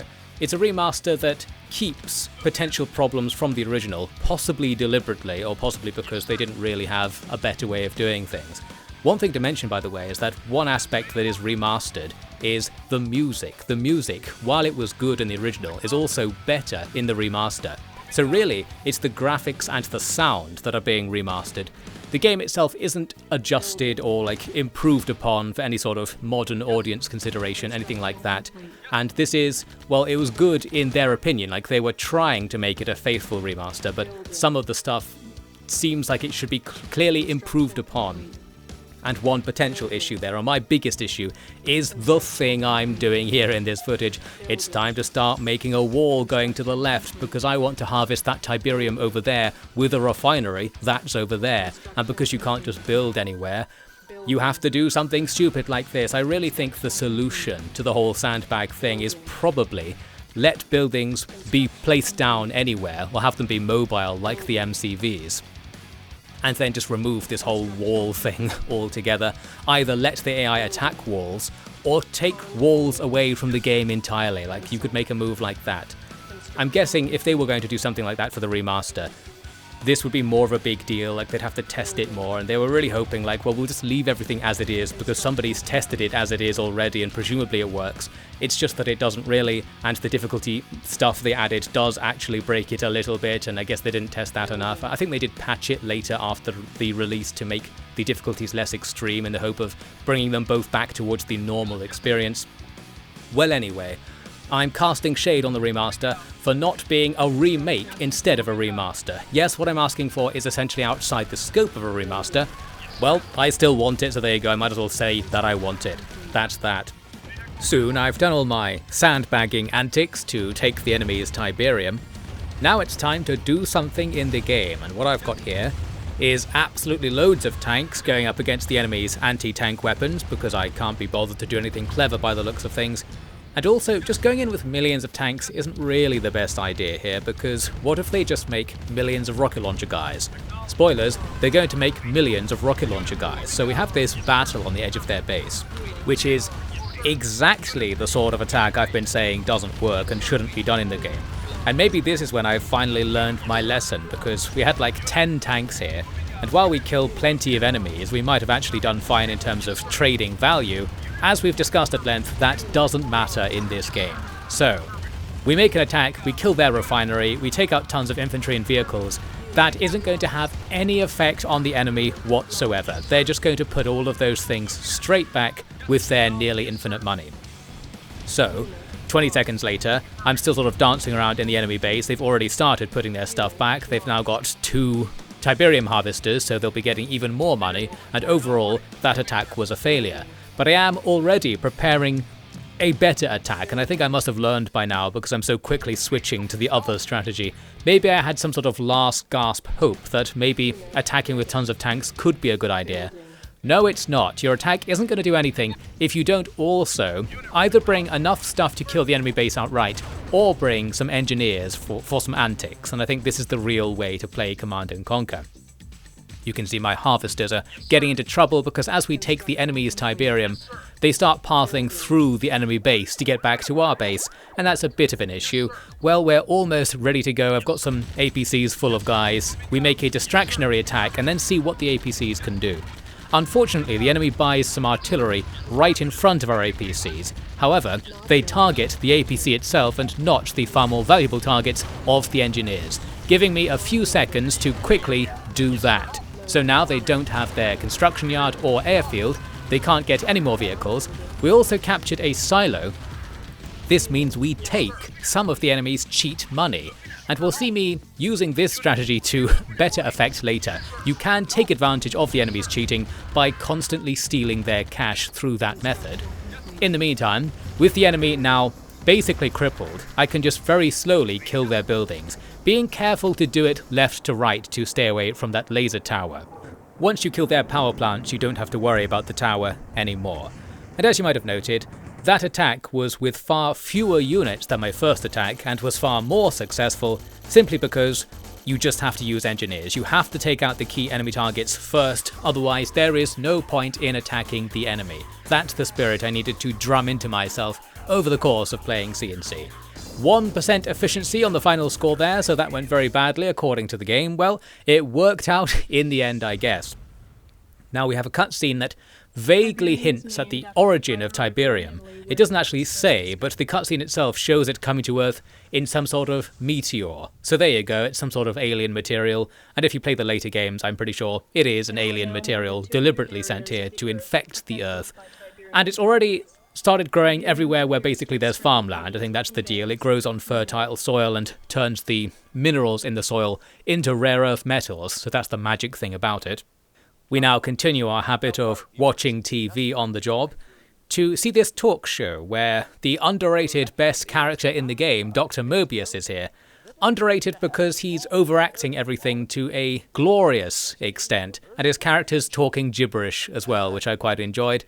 It reminds me of the overblown talk show scenes in Starship Troopers as well, where it gives the vague impression that all of this has been faked, although this time I think it's not faked. It's just that Dr. Mobius, the lead Tiberium researcher for GDI, is moderately insane seeming, but he's not actually a villain or anything like that. He's just very passionate about Tiberium and is kind of weird about it as well.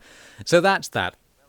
Well, our TV watching session is once again interrupted eventually by Shepard, who is back. It turns out he was tricking us into thinking GDI had been shut down by the UN, so that Nod would be lulled into a false sense of security, and even our own top commanders weren't in on the deal, apparently.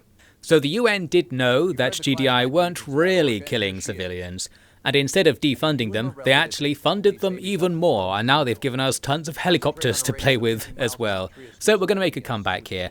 It really feels like we didn't need to do this trickery in-universe, because, like, yes, we tricked Nod into thinking we'd been shut down, but even in our weakened state, when we didn't have any comms and no access to resources, we were still winning the war. I think if we'd really just committed to fighting Nod, things would have been fine. We made it worse by deliberately making ourselves weak for a while, only to come back stronger later. We could have actually just been strong from the beginning if we really wanted, if the UN was actually, like, convinced already that that whole civilian killing thing was a scam. You know what? Let's not bother looking too deep into the plot of Command & Conquer. It's interesting because the plot doesn't matter enough that they didn't even need to have one at all. They could have just not had any sort of random twist like that, because it has no effect on anything. But, you know, it's interesting that they did. There's a kind of passion behind this game and its presentation. Like, it bothers to have a plot twist that doesn't do anything. It's using this, like, TV thing as a framing mechanism, which is interesting. Like, it doesn't really affect anything. It doesn't make any sense, but it's interesting that they're doing that anyway, isn't it? It's just a bit different that way. Well, anyway, we move on to another stage where this time we're going to have access to helicopters. More importantly, though, I discovered right away, well, two things. First, that it's very easy to choke point our base off from the rest of the map to the north, because all of the stuff to our east is disconnected from the rest of the map. So we can have this sort of section of the map to ourselves if we very quickly wall off to the north. I also discovered, as you saw, that the enemy can attack you from the south still with artillery in a cliff section you can't access, and we lost our first base due to that, so I started the stage again. This time I built closer to the choke point, thinking I'll just close off this choke point right away so the enemy can't attack from that direction. If we do the same thing on the left up against the edge of the map, we'll be safe. The problem was I sent one of our light scouts through to look up the choke point and see what's up there. And going up there with a unit makes the enemy attack you. So they have like units hanging around up there that attack very quickly if you try and scout early on. Because of that, we're taking this attack early on. It doesn't go very well. I'm desperately trying to wall the enemy off. That's my focus here. I was like, can I just wall them off mid-attack to stop all of them getting in? The answer was no. We lost our construction yard and had to start again once again. This time I do vaguely the same thing, but I just build the wall faster. So we won't go and look up there or disturb the enemy in any fashion. And again, this is part of the secret to CNC. If you don't really go towards the enemy, they probably won't really come towards you. They're sometimes scripted to make attacks now and again, but if you can quickly just wall off your own part of the map, you might never see the enemy, and this is an example where we secure ourselves easily, and now we can just hang out for as long as we want. The enemy will occasionally come over here, like with these two buggies, but they just get stuck on your walls and we can kill them. And now it's time for a battle of cheats for all intents and purposes, because I'm cheating by just making the enemy sacrifice units against this wall. The AI can't do anything about this, but they're cheating. They have a functionally infinite supply of those things, because as long as they have one Tiberium tree somewhere on their side of the map, they can just do that forever. And with that we have the justification I was talking about, where each side has their own cheat. The enemy's cheat counters our cheat counters their cheat. As long as we're both doing it, the game is fair and balanced. It just might be better if somehow neither of us were doing anything too exploity or weird, and it was still fair and balanced. At some point, they stopped trying to make it like that in the development of the base game, and they wanted it to be more like this, I think, anyway, and the remaster carries on that spirit. So essentially, you have to play this game in the quote-unquote correct way for it to work as intended, which is probably an enormous issue with the game. I do think it makes the game less fun. Like, I wanted to be playing in the style I was trying to play in earlier, where like raiding the enemy base and stuff would do something. Well, actually, to some extent we can do that now on this stage because of this new unit we see here, the Orca. We have this helicopter unit that can bypass all of the choke-pointed off areas. So while the enemy can't attack me, I can attack them using this unit. Again, does this do anything? No, it doesn't, for the simple reason that if I was to go out and take out an enemy building, they would just put it back, like it wouldn't achieve anything. They have infinite resources for all intents and purposes. Just killing random buildings doesn't do anything. All you do is make the building not be there for the 20 seconds it takes for the enemy to put it back. So in theory, this is like a fun situation. In practice, the way the two exploiting sides are clashing against each other means you're not really doing anything with a lot of these moves, and it devalues them in the game. That's a shame. One other random thing to note, by the way, is that theoretically, I don't have infinite resources here, so sitting in the corner isn't actually going to be the best idea for me.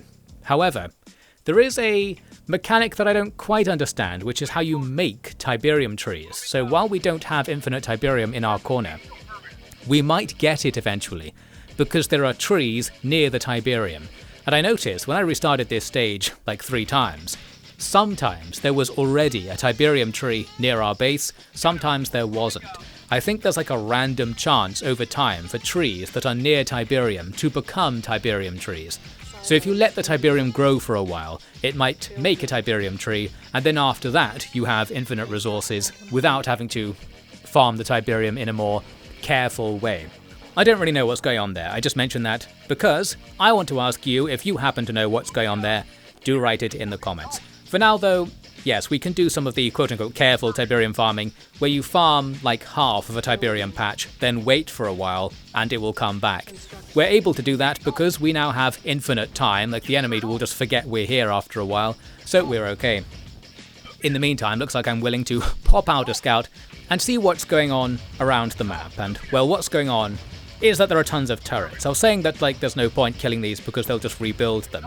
Not actually true in the case of these turrets, because the enemy does have to obey the rule about building things near other things. So random buildings on their own, like these turrets, can be killed without the enemy rebuilding them, as far as I know anyway. Fun update, I later found out the AI actually can rebuild everything, I think, on the map. I've seen them making turrets again in random isolated locations. So they're cheating, well, what do you know? What they can do though is repair them, and that's the issue I was actually having.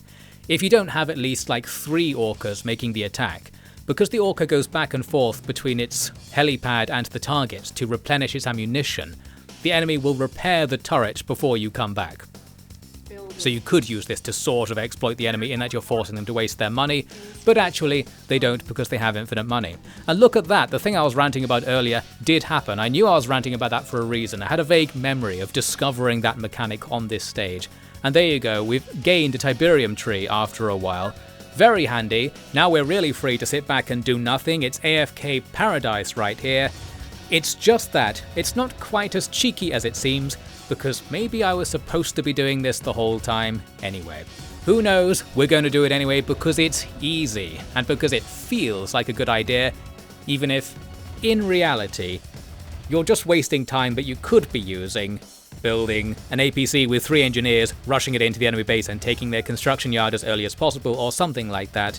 Well anyway, let's do it the slow way, the perhaps intentional way, still not quite sure about that. I did take part in the stage gimmick by sending the orcas to go and kill those turrets. By control grouping the orcas, you can more easily get around the inconvenience of them having to fly back to base to get more missiles all the time. Eventually we can kill all the turrets, and then it's time. It's time to start building a wall all the way up this valley.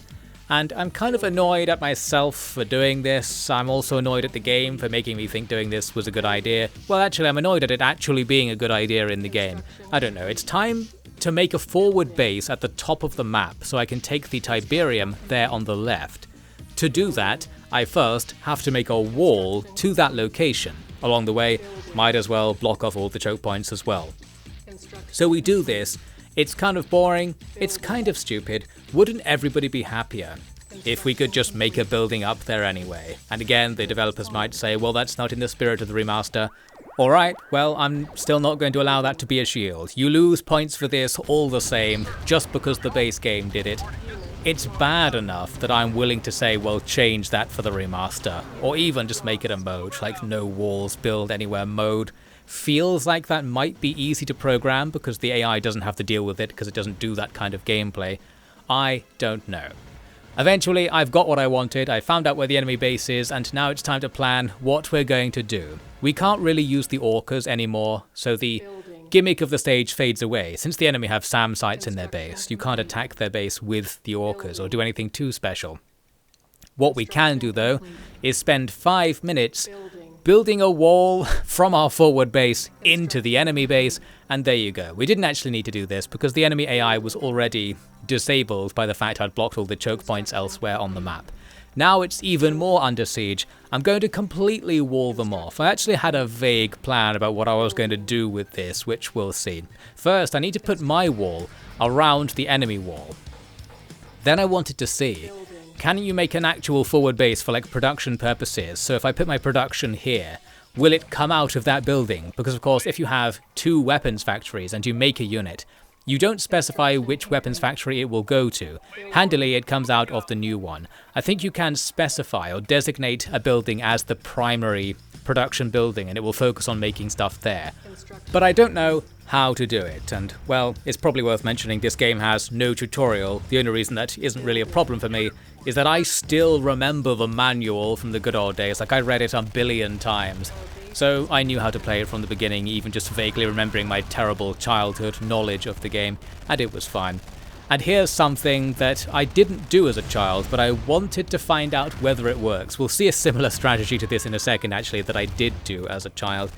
You can make your defense towers in the enemy base if you have the enemy base under siege, and then just force the enemy to trade badly against them and use the towers to kill buildings as well. This will eventually cause the enemy to run out of money, and the siege will continue.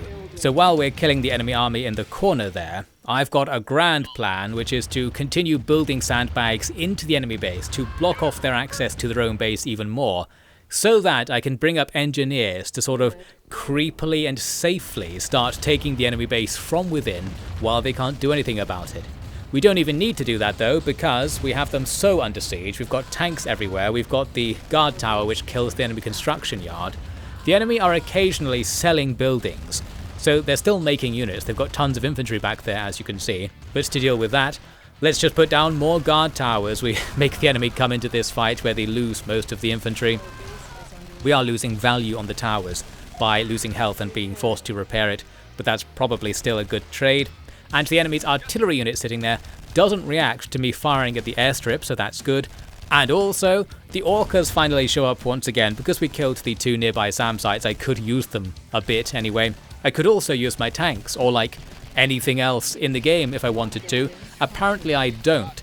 I decided to bring up some engineers since I'd made them already. We don't really need them now though. You can see I've put this wall across the enemy base, so if I wanted I could put even more towers in their base and just kill them that way. Well, you know, you can see in the bottom left we've got a bunch of tanks. Anybody want to use the tanks? Not really. We'll just use the engineers. So I do this cheeky move here to delete their infantry production. We took their power plants, which really isn't a very good idea. Power plants are cheaper to build than one engineer. So like taking an enemy power plant with an engineer isn't a very good trade really.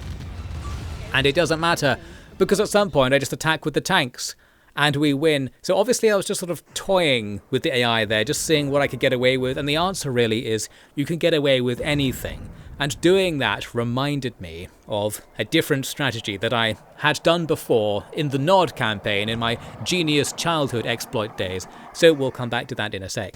Quick cutscene that once again shows something that isn't in the game, that's good to see. 1% efficiency score on that mission. Well, I don't know what it means, but it seemed pretty efficient to me. We didn't lose very much stuff along the way. For the next mission, there's an agent who knows what Kane's been up to with the Tiberium nonsense, and he's somewhere in Greece. So we're going to do a naval landing on Greece and try to look for this guy, and probably kill Nod along the way. This mission starts off very dodgily because it deploys you right in front of a bunch of enemy anti-vehicle turrets with your MCV, so we need to get out of the way pronto. Luckily you can drive to the right and escape, but while I'm doing that, an enemy tank drives from the right and due to my bad micro kills everything. So that's the end of that. Handily, it does not aggro onto the MCV, so we're not actually out of the stage yet. But I just sort of thought, well, that went badly, but we'll keep playing anyway because there is some reason to just uncover the map. That way, when I play it a second time, I'll know where to go. So we essentially use this MCV as a sacrifice to scout the map. Not the best scout, but it works surprisingly well. Perhaps because, as we see here, the enemy don't really commit to killing it. Like, they could just chase it down, but they don't. So that's good. We end up getting it killed in the corner up here, but not before I discovered a good place to put a base. Interestingly, once the MCV dies, you don't fail the mission. And I think you probably should fail if your MCV dies because, well, you can't really play the game from here. Or at least if everything dies, which is the case in this situation. Shout out to the music factory down by this Tiberium field. I'm guessing everybody who's working there, producing the music, hammering away at the music anvil, has got Tiberium poisoning. Well, we're gonna move in now and start removing the Tiberium actually, for cash. Such a valuable thing to be doing, a valuable service and a great way to make cash that I'm surprised nobody else is doing it. Well, I guess somebody else is doing it, Nod, and they got rich doing it, and they're actually providing a pretty useful service because Tiberium's bad. Nod's Tiberium removal service is in many ways actually saving a whole bunch of lives. I'm sure if you got into the true utilitarian ethics of it, sure, Nod are some kind of terrorist organization that happily just kills people for whatever reason. However, they also were way ahead of the game in saving people's lives from Tiberium. And we'll see in a second, actually, Tiberium is becoming a bit of a problem. So in a sort of alternate universe where Nod wasn't harvesting Tiberium, things might actually have been worse. Back at it again with that Brotherhood of Nod propaganda here on the Off-ED channel. Well anyway, GDI caught up eventually, so the good guys can do it too now. Although they are getting a little bit killed, as you can see here, by this attack. What I didn't do in this stage was wall off my base or put my base somewhere that's easy to wall off. So because of that, we have to actually fight the enemy and play the game. And again, maybe you're not supposed to be doing this. Well, we just about win. We nearly lose this fight, but a tank produced at the last second allows us to push back this attack. and then I go and wall off the entire map. I discovered there's a choke point just outside the enemy base, to my left, not even that far away, so it's relatively easy to wall them off, and before the next wave comes in, well, during the next wave coming in, we do wall them off.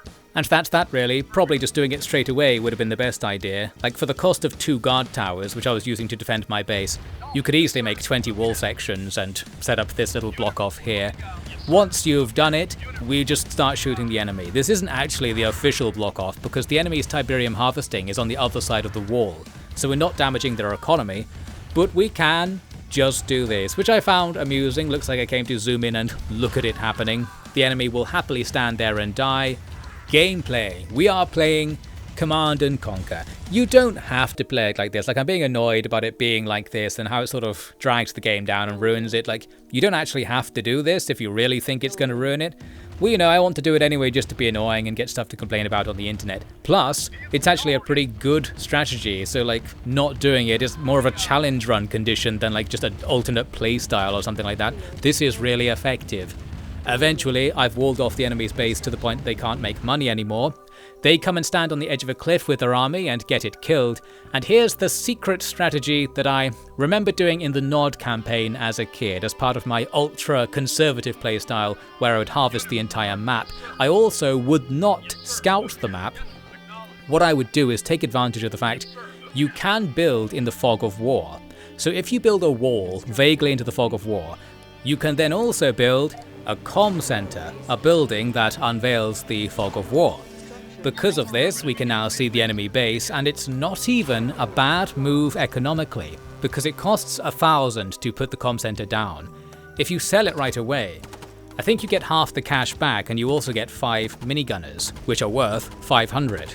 So in other words, you're not really spending anything. You're essentially spending 500 currency to get 500 currencies worth of units in the enemy base, and if they kill anything, you've made a profit. If they kill more than anything, things are going to go very well indeed. So while I have a big army, I don't need it. These minigunners take out power plants and infantry all over the place, and I can then use them to take out the Tower of Nod at the top left. That's probably why I was hesitant about actually using my units against the enemy base. I could just overwhelm this thing at this point, but I'm doing this the sneaky way anyway. We take it out, although actually the enemies sell it and produce some minigunners of their own. Well anyway, with that out of the way, it's time for us to kill the enemy. Well, it had to happen at some point. I had also brought up an APC full of engineers, thinking I would use that to make an attack before I did the comm center exploit, and I didn't need to. So instead I used them to capture the enemy's last couple of buildings. Having the enemy's construction yard under your control allows you to make Nod buildings, which is fun, but it's besides the point at this stage, because usually by the point you've got the enemy's construction yard, the stage is just about over, at least under normal gameplay conditions. Here's what you're actually supposed to do.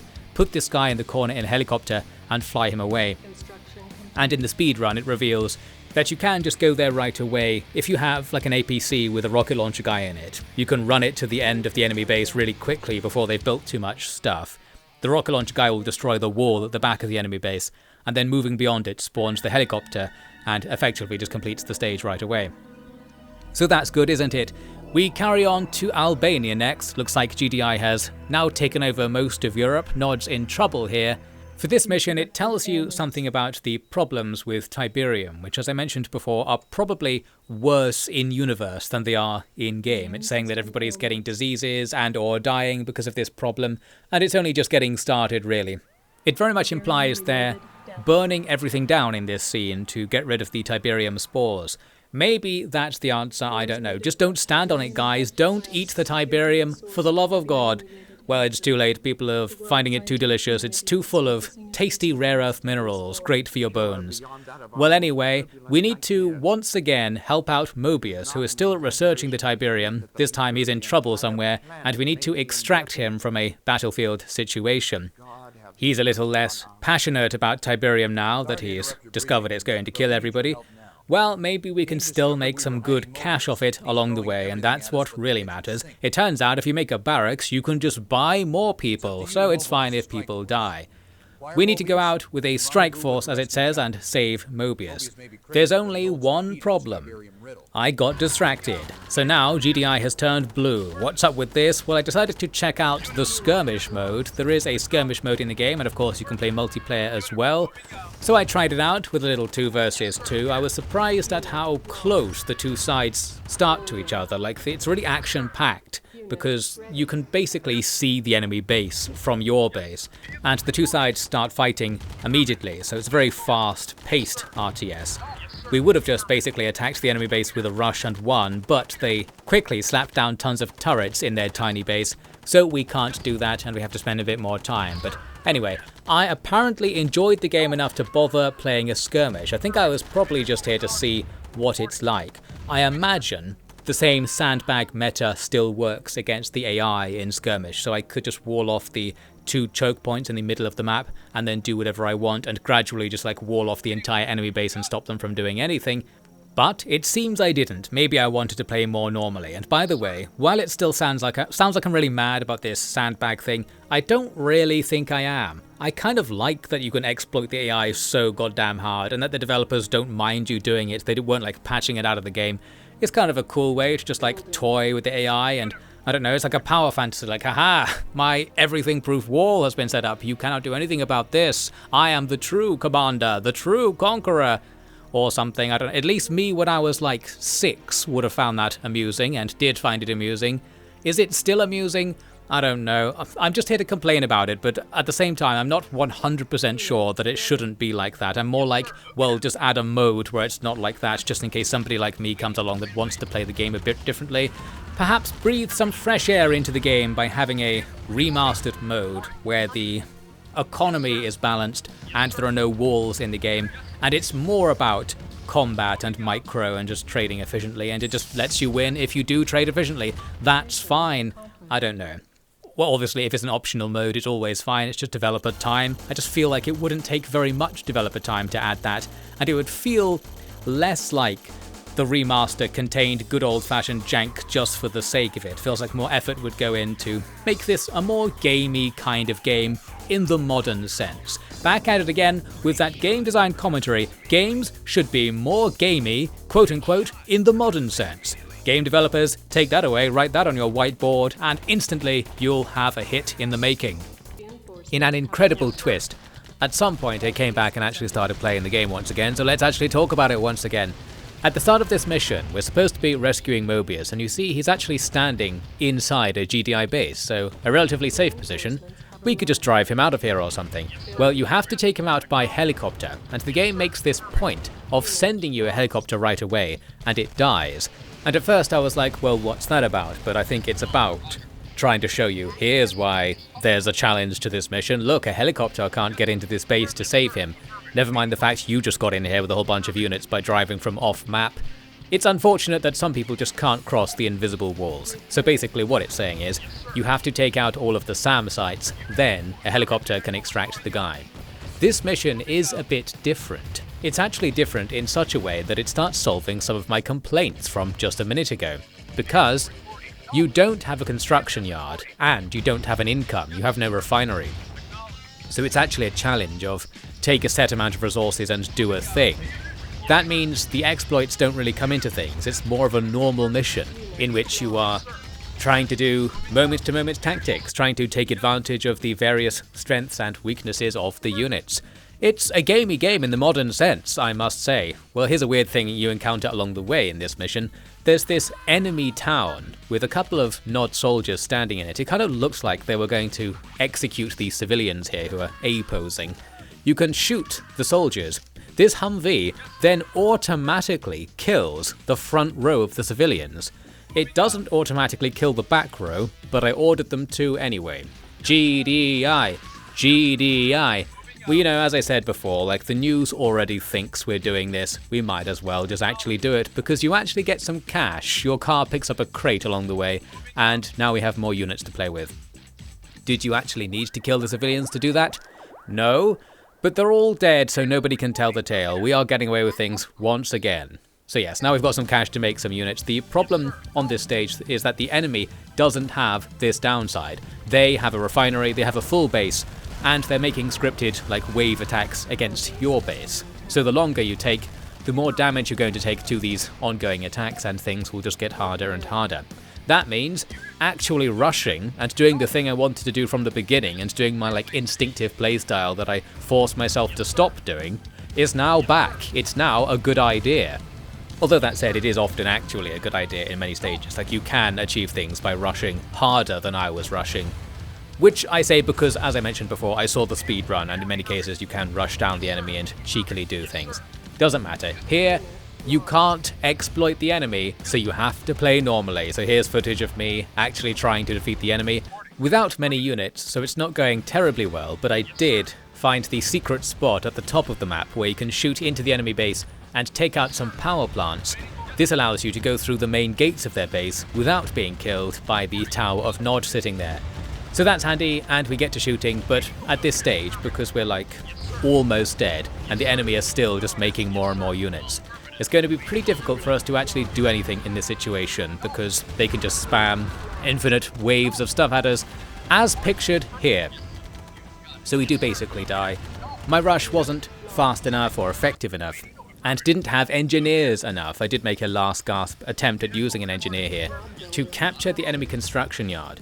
If I had done this earlier and had some cash, I could then make a refinery in my base and sort of enter the game normally. Or if I brought loads of engineers, we could try and capture enough of the enemy base to actually hold it and use their refinery, something like that.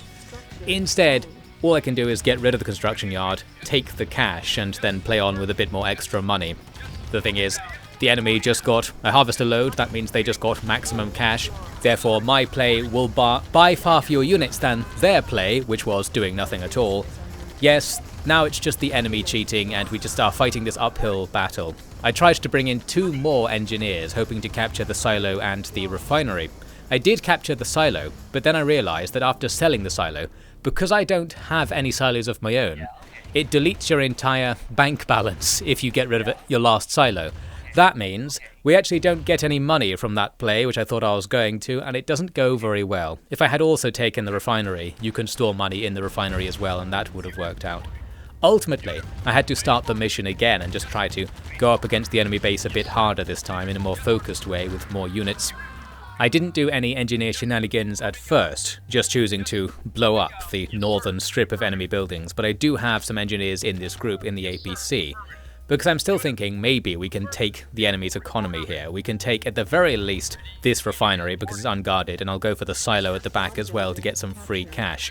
If you take a refinery while the harvester is in it, I think you also get the harvester. Unfortunately, we don't get that, but we have enough money to make a harvester of our own in this situation.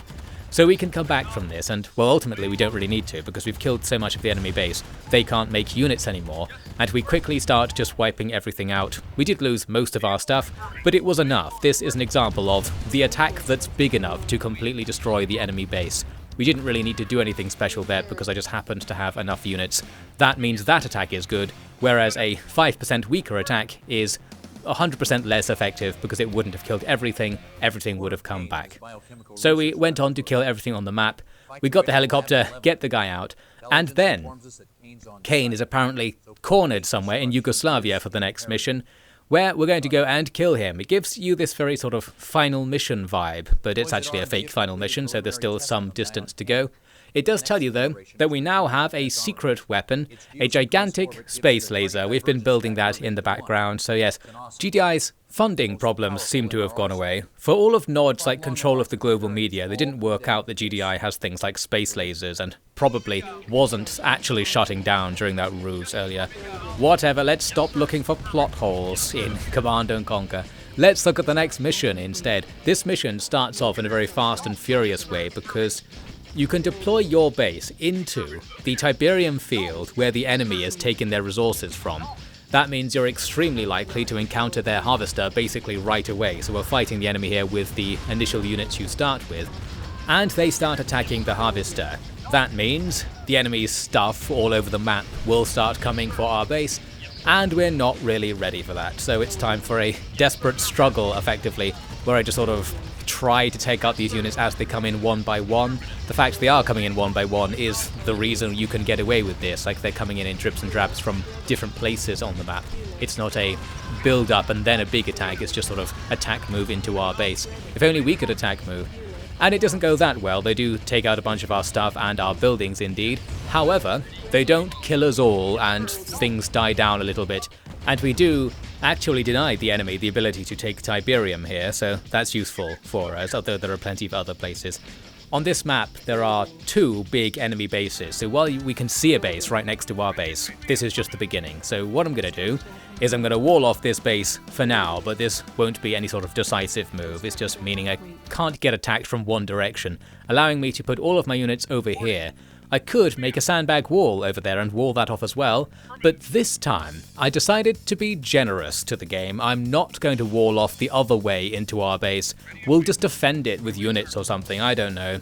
Maybe I was getting a bit tired of the sandbags thing, I don't know. Well, there are still plenty of great opportunities to use it, as we'll see, and this mission actually is going to be a very sandbaggy one. The first antic is to scout the enemy base. What do we use for that? Scouts? No, we first build a tower in their base, we sell it to get most of the cash back and the free infantry units, well actually we pay for them, get some infantry units in the enemy base, and then take a look around. Curiously, those tanks that saw me doing this don't aggro onto me, even though their turrets are turning to face me. I guess they don't feel like moving. Unfortunately, there are a bunch of regular guys standing around here who quickly take out my scouts, but we've seen what we need to see. I also use an actual scout to scout around the enemy base, and I soon discover the second real enemy base at the top of the map. But I also realised that, wait a second, my wall off that's blocking base 1 is pretty close to blocking base 2, I just have to build it slightly to the north. So because of that, we are now going to sandbag off the rest of the enemy, so their time when they were allowed to attack me is over. They do still have some units outside of this wall off, but we don't need to worry too much about them. That's about it. We've broken the stage once again, and now we just have to decide what to do. We've got the repair thing going on, where if I can get the enemy to infinitely repair that SAM site, they'll gradually run out of money, so I don't have to kill them as much to drain their base out before I attack it. In the meantime, I need to play with this new weapon it was talking about, the ion cannon. If you make an advanced comms center, it starts charging the ion cannon. You can only fire it once every 5 minutes, so I have to wait now and do something, but of course I have 5 minutes, the enemy aren't going to do anything. Or are they? There was this sneaky move the enemy made. A helicopter came and dropped a bunch of engineers in our base. Pretty good move. So now we're in trouble because I wasn't quite in position to stop them. Luckily enough, I do have stuff around the place from when I used to be pretending to guard my base, so we can use them to try and stop them. We lose the weapons factory, but the other 2 engineers turn back. It looks like the AI ordered all 3 engineers to go for the weapons factory, so once the weapons factory was taken, they lost their target and sort of dilly-dallied. Because of that, they missed the chance to take our refinery right there. Now I'm going to kill the weapons factory. A bad idea, because I could make an engineer and take it back. The only thing this avoids by killing it quickly is Nod making units out of that weapons factory into my base. So this is the expensive, slow and safe way of doing things, but, well, we're playing this stage the expensive, slow, safe way, I guess. Well, not really the expensive way, because this is a pretty cheap way to play. You don't have to make any units for most of the stage, because the enemy aren't fighting you. And there was the ion cannon. I was disappointed with the ion cannon, I must say. I expected it to be like filling the entire screen or something. It just has a small area of effect. It kills infantry right away. It can do a bit of damage to buildings, but it can't like always kill them in one hit, so it's not quite that useful, especially if you're playing normally, when if you shot an enemy building they would just put it back, so the ion cannon effectively wouldn't do anything. So leaving that aside, I eventually decide to make a normal attack against the middle enemy base with just a few tanks. And now I'm going to prepare some engineers because I thought now I've captured this base, I might as well even further capture this base by making it mine. So we take the Hand of Nod and the power plants. Don't care so much for that refinery because it's so far from anything that I would want to pick up with it that I might as well just get rid of it. This isn't as easy as it sounds though, because if you kill an enemy refinery in a position where they could just make it again, such as it being next to one of their walls, they'll just make it again. For me right now, this is a good thing, because it means they've wasted 2,000 money making this refinery that almost certainly won't actually get them an income, because we'll kill it before they get their first round of Tiberium. So that's good, but it's interesting, like you have to play whack-a-mole to some extent. If you're trying to destroy a base that isn't completely destroyed, the enemy still might put it back, and if we hadn't done the exploit, they could have put the entire thing back and made my attack a waste of time. So yes, still a difficult situation. I feel so stupid playing the game like this. It's like, why even come here and make a video being like, look, I'm not even playing the game, like I've just broken the AI and I'm not doing anything. But I kind of think also, if I hadn't done this, my video would have been, this game sucks, look at how ineffective my attacks are. Like, if you don't completely succeed, the enemy just completely rebounds and there's no effect to your attacks, and that's unfair. So yes, it's unfair like this, it's unfair like that, everybody's having a worse time. Although it is fun to do still, as I keep saying, like this is a difficult thing to comment on, because I think you watching this will think this is stupid. But me playing this, I was like, this is great. Like, I'm doing the thing, I'm winning, like screw you AI, you suck. But yes, looking back on it, it's like, well, this footage of me just breaking the game and winning as a result isn't that interesting, because it's really easy to break, it's really easy to win.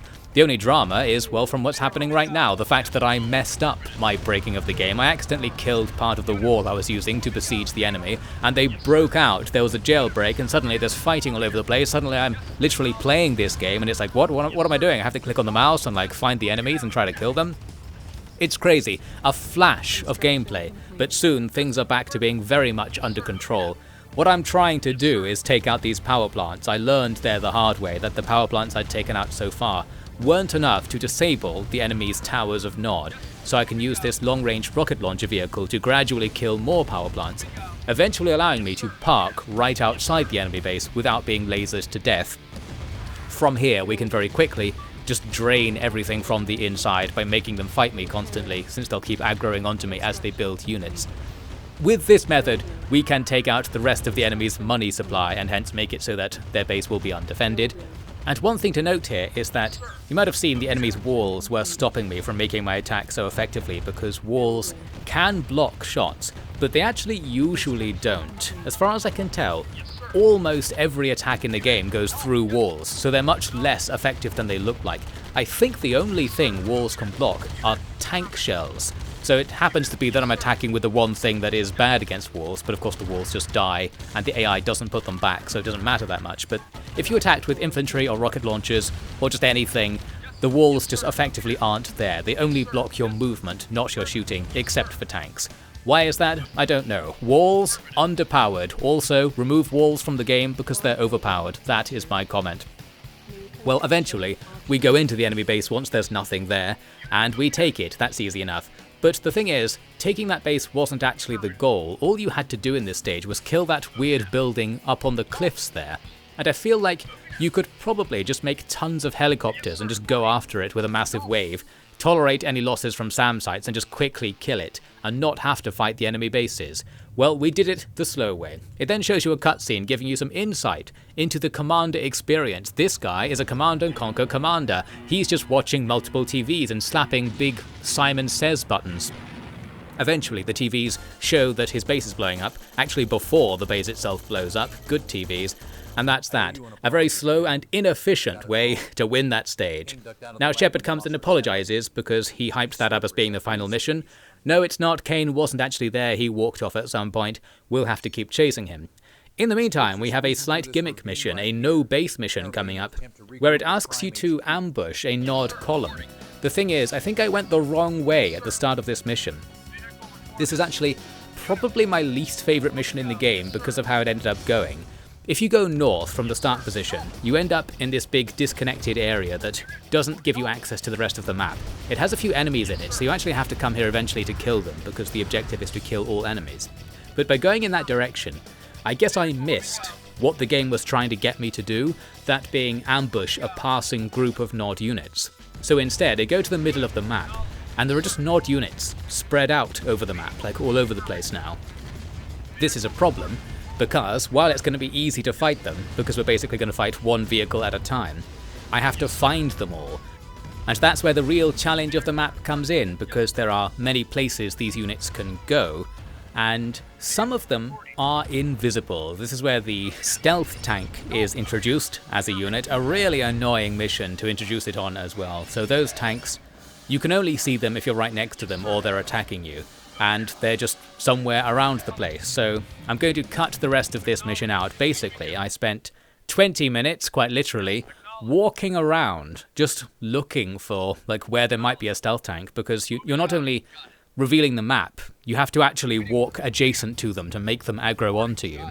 So they could be anywhere in the fog of war. They could also be anywhere not in the fog of war. I just had to walk on every tile on the map to eventually get them to appear. This is a slow and very un-gameplay-ish process. It's worse than sitting there doing nothing, watching the enemy's money run out, that's for sure. Eventually, there were some kind of near the beginning, and we take them out, and that was that. So the actual combat in the mission proved to be quite easy, but the mission itself was very tedious and annoying. The good news is, it leads into the final mission of the game, where we're going somewhere into Bosnia-Herzegovina to fight the Nod Temple. Apparently Nod have this big temple, this is their headquarters, and that's where Kane really is. And we see Shepard here, looking kind of dishevelled. He was annoyed with that last mission like me. He was like, oh my god, now Nod's invisible, oh this is just getting out of hand, let's just kill them all. So we're going to stop this guy starting World War I or some such thing. Like, I don't know, I don't think Shepard knows that the world is already experiencing World War because of Nod forces. We're going to stop them starting this war. Maybe we'll find a time machine in their temple, I don't know. Interestingly, for the final mission, and for them being like, yes, we can finally crush Nod, it gives you 1 tank. So we don't really get much in terms of military resources to do this with. We'll have to make a base and do it ourselves later. Having only this 1 tank is immediately an issue, because to get into the map you have to cross this bridge from the corner, and the enemy park a flame tank on the bridge immediately, so we have to have this showdown. I don't think we can reverse the tank and fire while avoiding the flames or anything like that. So we kill the flame tank, but the guy inside proves to be a more worthy adversary. Now I'm going to try and run him over, but the AI does actually try not to get run over if you start driving at them, and they're good enough at it, they're definitely better than me at it, that, well, this one minigunner is defeating my tank. This is moderately embarrassing. There we go, we finally got that guy, but there's also a rocket launcher guy standing here and our tank's already basically dead, so we are in trouble. My only hope is to drive at them real fast and run them over. This fails. With that, I was like, well, this didn't go very well. We can still try to use the MCV to run that guy over, so that's something. This would be an opportunity to do that thing I mentioned earlier, where if things don't go very well immediately, you could just drive around the map looking for like where a good base place would be, and then restart the game and put your base there. In this case, putting a base right where you start is fine because there's a Tiberium field right there, and it's really choke pointed off the starting area from the rest of the map. So it's actually a great place for making sandbags. And of course, for this final mission, we're going to see the mother of all sandbag strategies. I actually started the mission again because my refinery didn't fit between the Tiberium field and the buildings I'd already placed. So because of that, we get a second chance as the minigunner Gambit, the real final boss of the game. This time, shooting at him a couple of times makes him lie down, and then running them over is easy enough, so we get a much better playthrough of the first moments of the mission, which actually does matter since now we can have this tank to defend our base against enemy tanks and stuff. You can see we've got this little choke point that I mentioned where we're sort of stuffed in the corner. So on the left there's like a tiny gap our harvester goes through to get Tiberium, and we'll wall that off eventually. On the right there's a bigger gap that I haven't quite explored yet, so I didn't realise how closed in we really were. And I'm not even bothering to wall it off. I started walling it and then stopped and started doing a more normal defense. Once again, I do occasionally seem to have this dedication to playing the game in a normal way, but then once I realise how easy it would be to not play it like this, I always buckle and start playing it the exploity way. As pictured here, I'm not even going to just wall off my base, I'm going to wall off their base, because there's tons of Tiberium to the east. So essentially I need to secure the top left-hand corner, or top right-hand corner even, of the map. We can do that by making a massive sandbag wall down to the south towards the first of the many base entrances the enemy have. But ultimately their entire part of the map is actually choke pointed off between two little gaps, one of them being that one there. On the left hand side of the map there's essentially a massive area that isn't connected into the enemy's base area. Because of that, it's pretty easy to block the enemy off from most of the map. And here's one of the steps towards achieving that.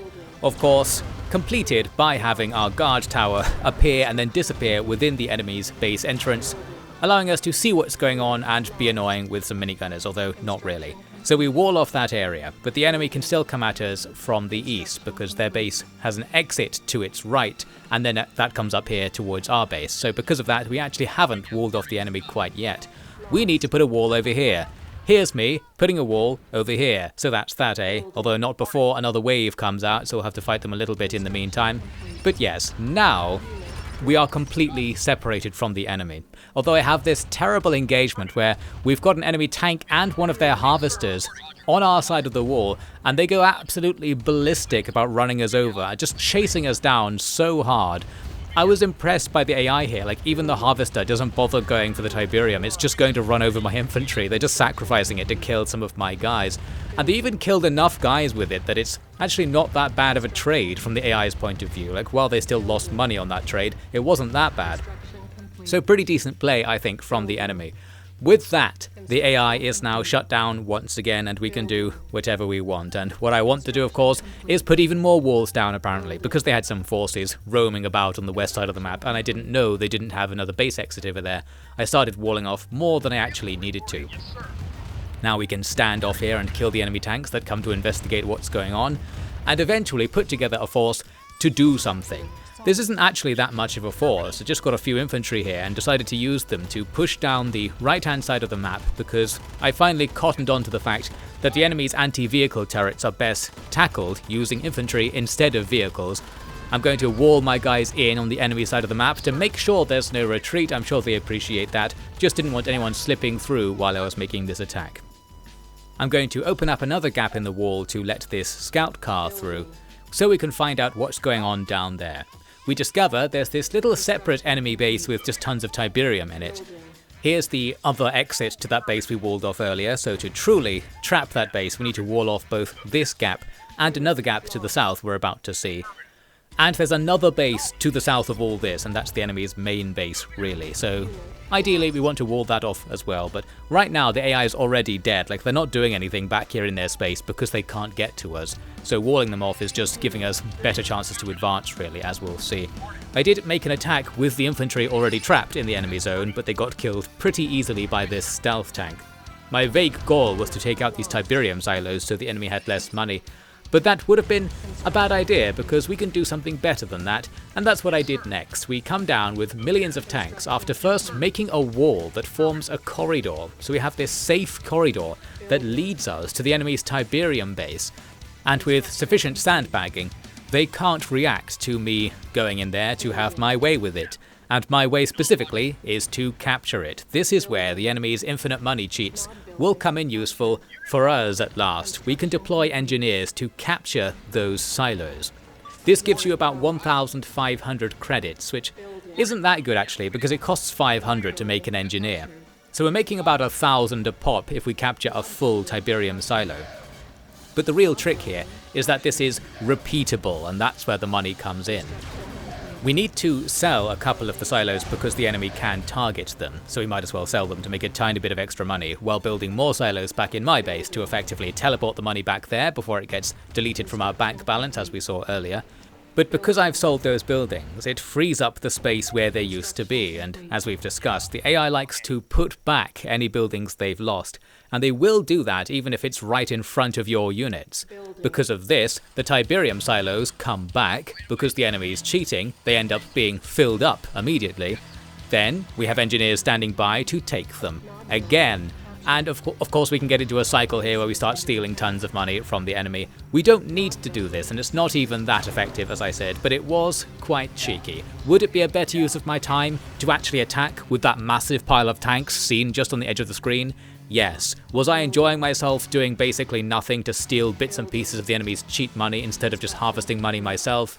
Yes. So this goes on for a while.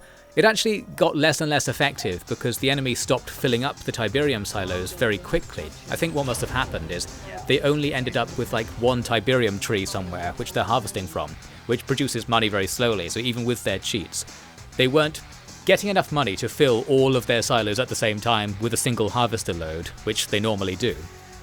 Because of that, things are starting to slow down, and it's sort of like, well, maybe I should play the game at this stage. Here was me just seeing what would happen if I killed an obelisk. At this stage, like, shooting at the enemy base doesn't do anything because they'll just put it back. We're not quite in the enemy economy death stage where it really matters to kill their base. What I do though is the actual legitimate way to make a forward base. I sent forward an MCV. You can't make MCVs for most of the game. I think this is the only mission it lets you actually make a second base.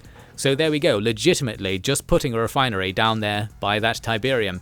We could have done it already using the illegitimate methods, but just a demonstration there that, in theory, the game could allow you to have forward bases. It just doesn't in practice. It would be very nice if you could always build MCVs at the very least, if not just remove building restrictions entirely, I think anyway.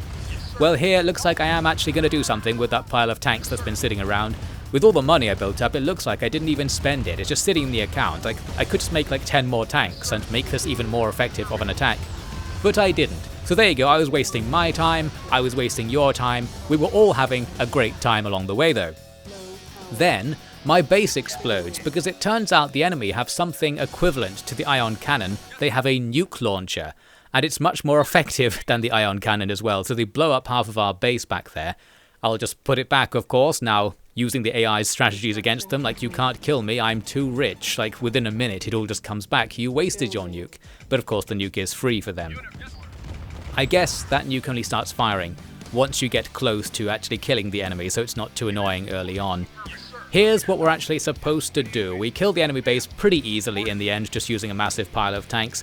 We need to take out the Nod Temple, this weird looking thing here. I originally thought maybe you could capture it with an engineer, but no. I actually need to kill it because I had noticed there was an achievement for killing the temple with the ion cannon. So I started sitting around thinking, yeah, I'll wait for it to charge up, it takes like 2 minutes. Then we'll fire the ion cannon and kill it to get the achievement. But no, it doesn't do that much damage. And seemingly in response, the enemy nuke my base again. Fortunately, they didn't kill that much this time, and of course we're still ultra rich, so it doesn't matter. But it did actually kill my advanced communication center, so I had to rebuild it before recharging the ion cannon. What I needed to do is get the temple really nearly dead and then shoot it with the ion cannon. So a while later, now with the graphics devolved for no particular reason, here's me doing just that. We have some guys gradually shoot the building with a machine gun until it looks like it's just about to topple, then we laser it. We have to kill these guys that pop out, and that will be the mission accomplished. With that, the GDI campaign is completed. I got the achievement I was looking for, so I guess that's the most important thing in the end. And there you have it. Here's the final cutscene then. Let's see what happens to the Brotherhood of Nod. I feel like Nod actually controls like much more of the world than just this, so taking out this temple might not take them out. And indeed, there are many more Command & Conquer games, although I don't know if this is the canon ending to this game in the official Command & Conquer timeline. Who knows? Well, whether this really happened or not, let's see how it all ended in this glorious high-quality cutscene. We'll talk more about the cutscenes in a second, actually. We have a Nod guy who is worried about the fact that they're about to be completely obliterated. This other guy who is calm, as the subtitles say, is less worried. He just sort of says, well, we're going to die in 20 minutes, and that's that. The calm guy is also wearing an eye patch. It's kind of hard to tell because the graphical quality isn't that high. Kane has no reaction. I think he's a bit perturbed. However, I also think in the lore, like in the deep lore, Kane is like an immortal 10,000-year-old being or something like that. This is never mentioned. I'm sure this was just added or retconned in later games or something like that. I have this really vague memory that Kane is magic, so he probably doesn't care that the place is going to get blown up. Anyway, as we saw, the calm guy shot the worried guy, and that's the end of that. That's probably going to help in some way, right? I don't know. Kane goes upstairs into the TV room, and then the entire place explodes because the ion cannon shoots at them, so that really happened. And he is going to ascend, I guess, into the ions. Again, pretty sure he doesn't die or something because he's in the other games and things, and he might be immortal, whatever. Well, we're still watching TV, and the TV tells us that we've completed the game because apparently Nod were effectively defeated by the loss of this Temple Command Center and their commanders. And GDI are very proud of themselves for making a gigantic orbital laser. They can probably use that again in the future. So that's the end of the game. Or is it? It's not really the end of Command & Conquer Remastered as a product because there's so much stuff in this. Like, this is just the beginning, the GDI campaign. But now I got distracted by all of this stuff. As you play through the game, you unlock all of these bonus videos, which are the behind-the-scenes footage, or the original, like, un-CGI'd footage of the live-action actors doing their thing. So here, we have Kane ascending, as we just saw, but what it looked like originally. He did it in front of a green screen, and that's nice, isn't it? The thing I found interesting about these behind-the-scenes videos is that they did loads of takes of these little scenes, and I think they kind of overestimated how visible anything would be. Because one thing I still haven't mentioned yet is that all of the cutscenes in the remaster are like AI upscaled in some way to make them less low quality. Because they were originally in like ultra uber compressed, like video onto a CD style compression, where it's like a 144p video being played in 240p resolution, then upscaled onto a 1080p monitor for the remaster, so like it would have looked absolutely trash. They've done something to make it look a bit better, but originally, none of the details of the scenes would have been visible. So I was surprised at how you can hear the director in the background being like, oh, your foot's in the wrong place, and stuff like that. Like, please, can you do that again, but slightly different? It's like none of this detail would matter. You probably noticed a lot of the cutscenes in the game are in low quality. That's the high quality version. It was originally intended to be much lower quality than what we saw in this video. So yes, I was just surprised at the level of effort going into making these cutscenes, considering that they just would be like a blurry mess in the end.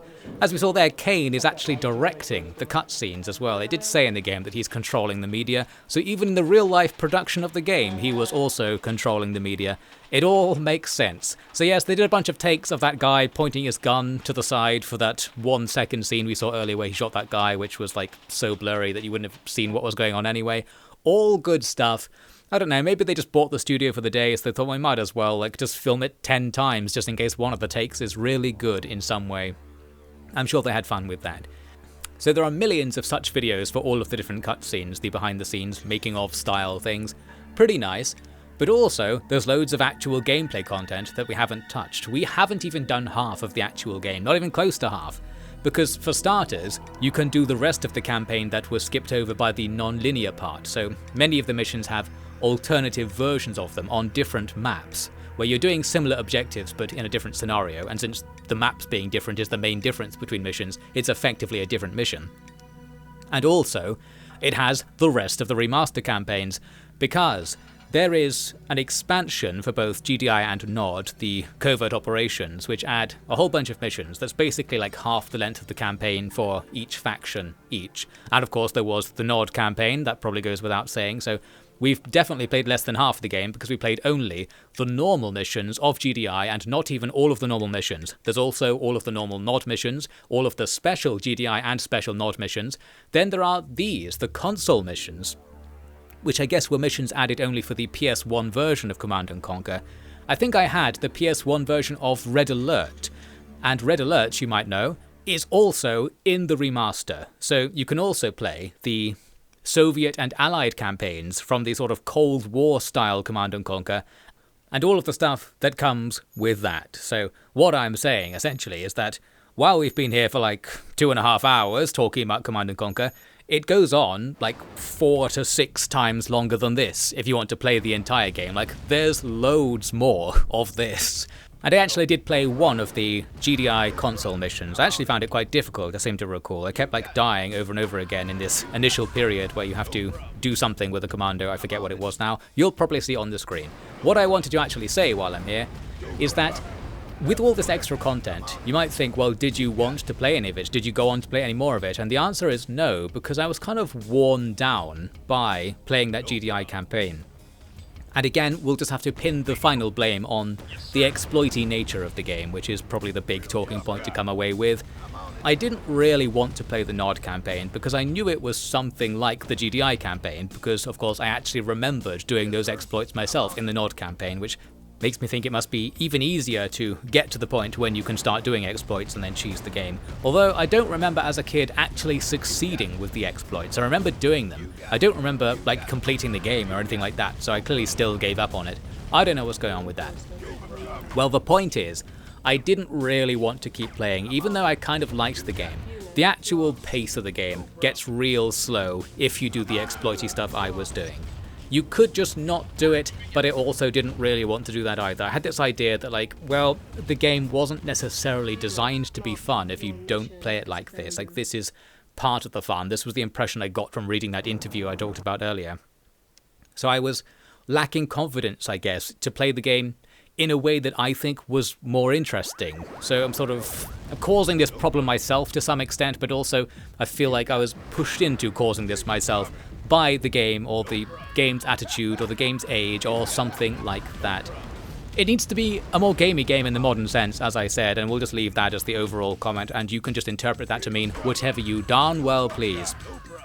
I did enjoy playing the GDI campaign, at the very least, of the Command & Conquer Remaster, but I also thought it doesn't really stand up to the test of time ultimately. Like, there are pretty big, obvious problems, and really, the biggest problem is the thing I wasn't harping on about the entire time, just the fact you can't attack move, and the AI and the scripting of the units isn't very good, so you have to really heavily micro to do really boring and basic things that you take for granted in other games, like walk forwards while shooting the enemy, things like that. They're just so normal. It's annoying to have to think oh, I have to do this manually, I have to tell them to stop and tell them to start shooting once the enemy are close, that sort of stuff. You get used to it, and by the end, I wasn't thinking at all about the problems with the micro. But that is a problem with the micro. It would have been a better game if that minor change was made. I don't know. It's just slightly too old. I think that's the problem with Command & Conquer. It's just before the time when RTSs got really good. But I think it's because RTSs started getting good and getting more money and getting more attention because of things like Command & Conquer, proving the potential of such a game design in the wider game market. So maybe it's got historic value because of that. Ultimately, this was a fun blast from the past. It was less fun than I wanted it to be or expected it to be, and I'm slightly disappointed that the remaster doesn't make the game better in a mechanical sense. It's definitely better in its presentation, but I don't know, I expected something more. But then again, it does have a lot of content, so you've got to give it credit for that. You get a lot of value for money in terms of there being 80 hours of campaign content in this remaster, which wasn't very expensive in the first place. So that's something, at least. I wasn't impressed enough to play it though, so does that really matter? That's the question. I think we'll leave it there. That was the GDI campaign in Command & Conquer Remastered. Very much a blast from the past. Janky as all hell, but there's still fun to be had, and I did, as I said, enjoy doing some of the janky stuff. Just not to the extent that I wanted to keep doing it for 3 more full campaigns of it. So we have to leave it there. Thanks for watching. Next I'll be talking about Empires of the Undergrowth, a curious strategy game with the theme of ants and insects. Very interesting indeed, but with its own selection of jank and annoyances to rant about, luckily enough. So we'll be back for more low effort but medium quality gameplay commentary in the future.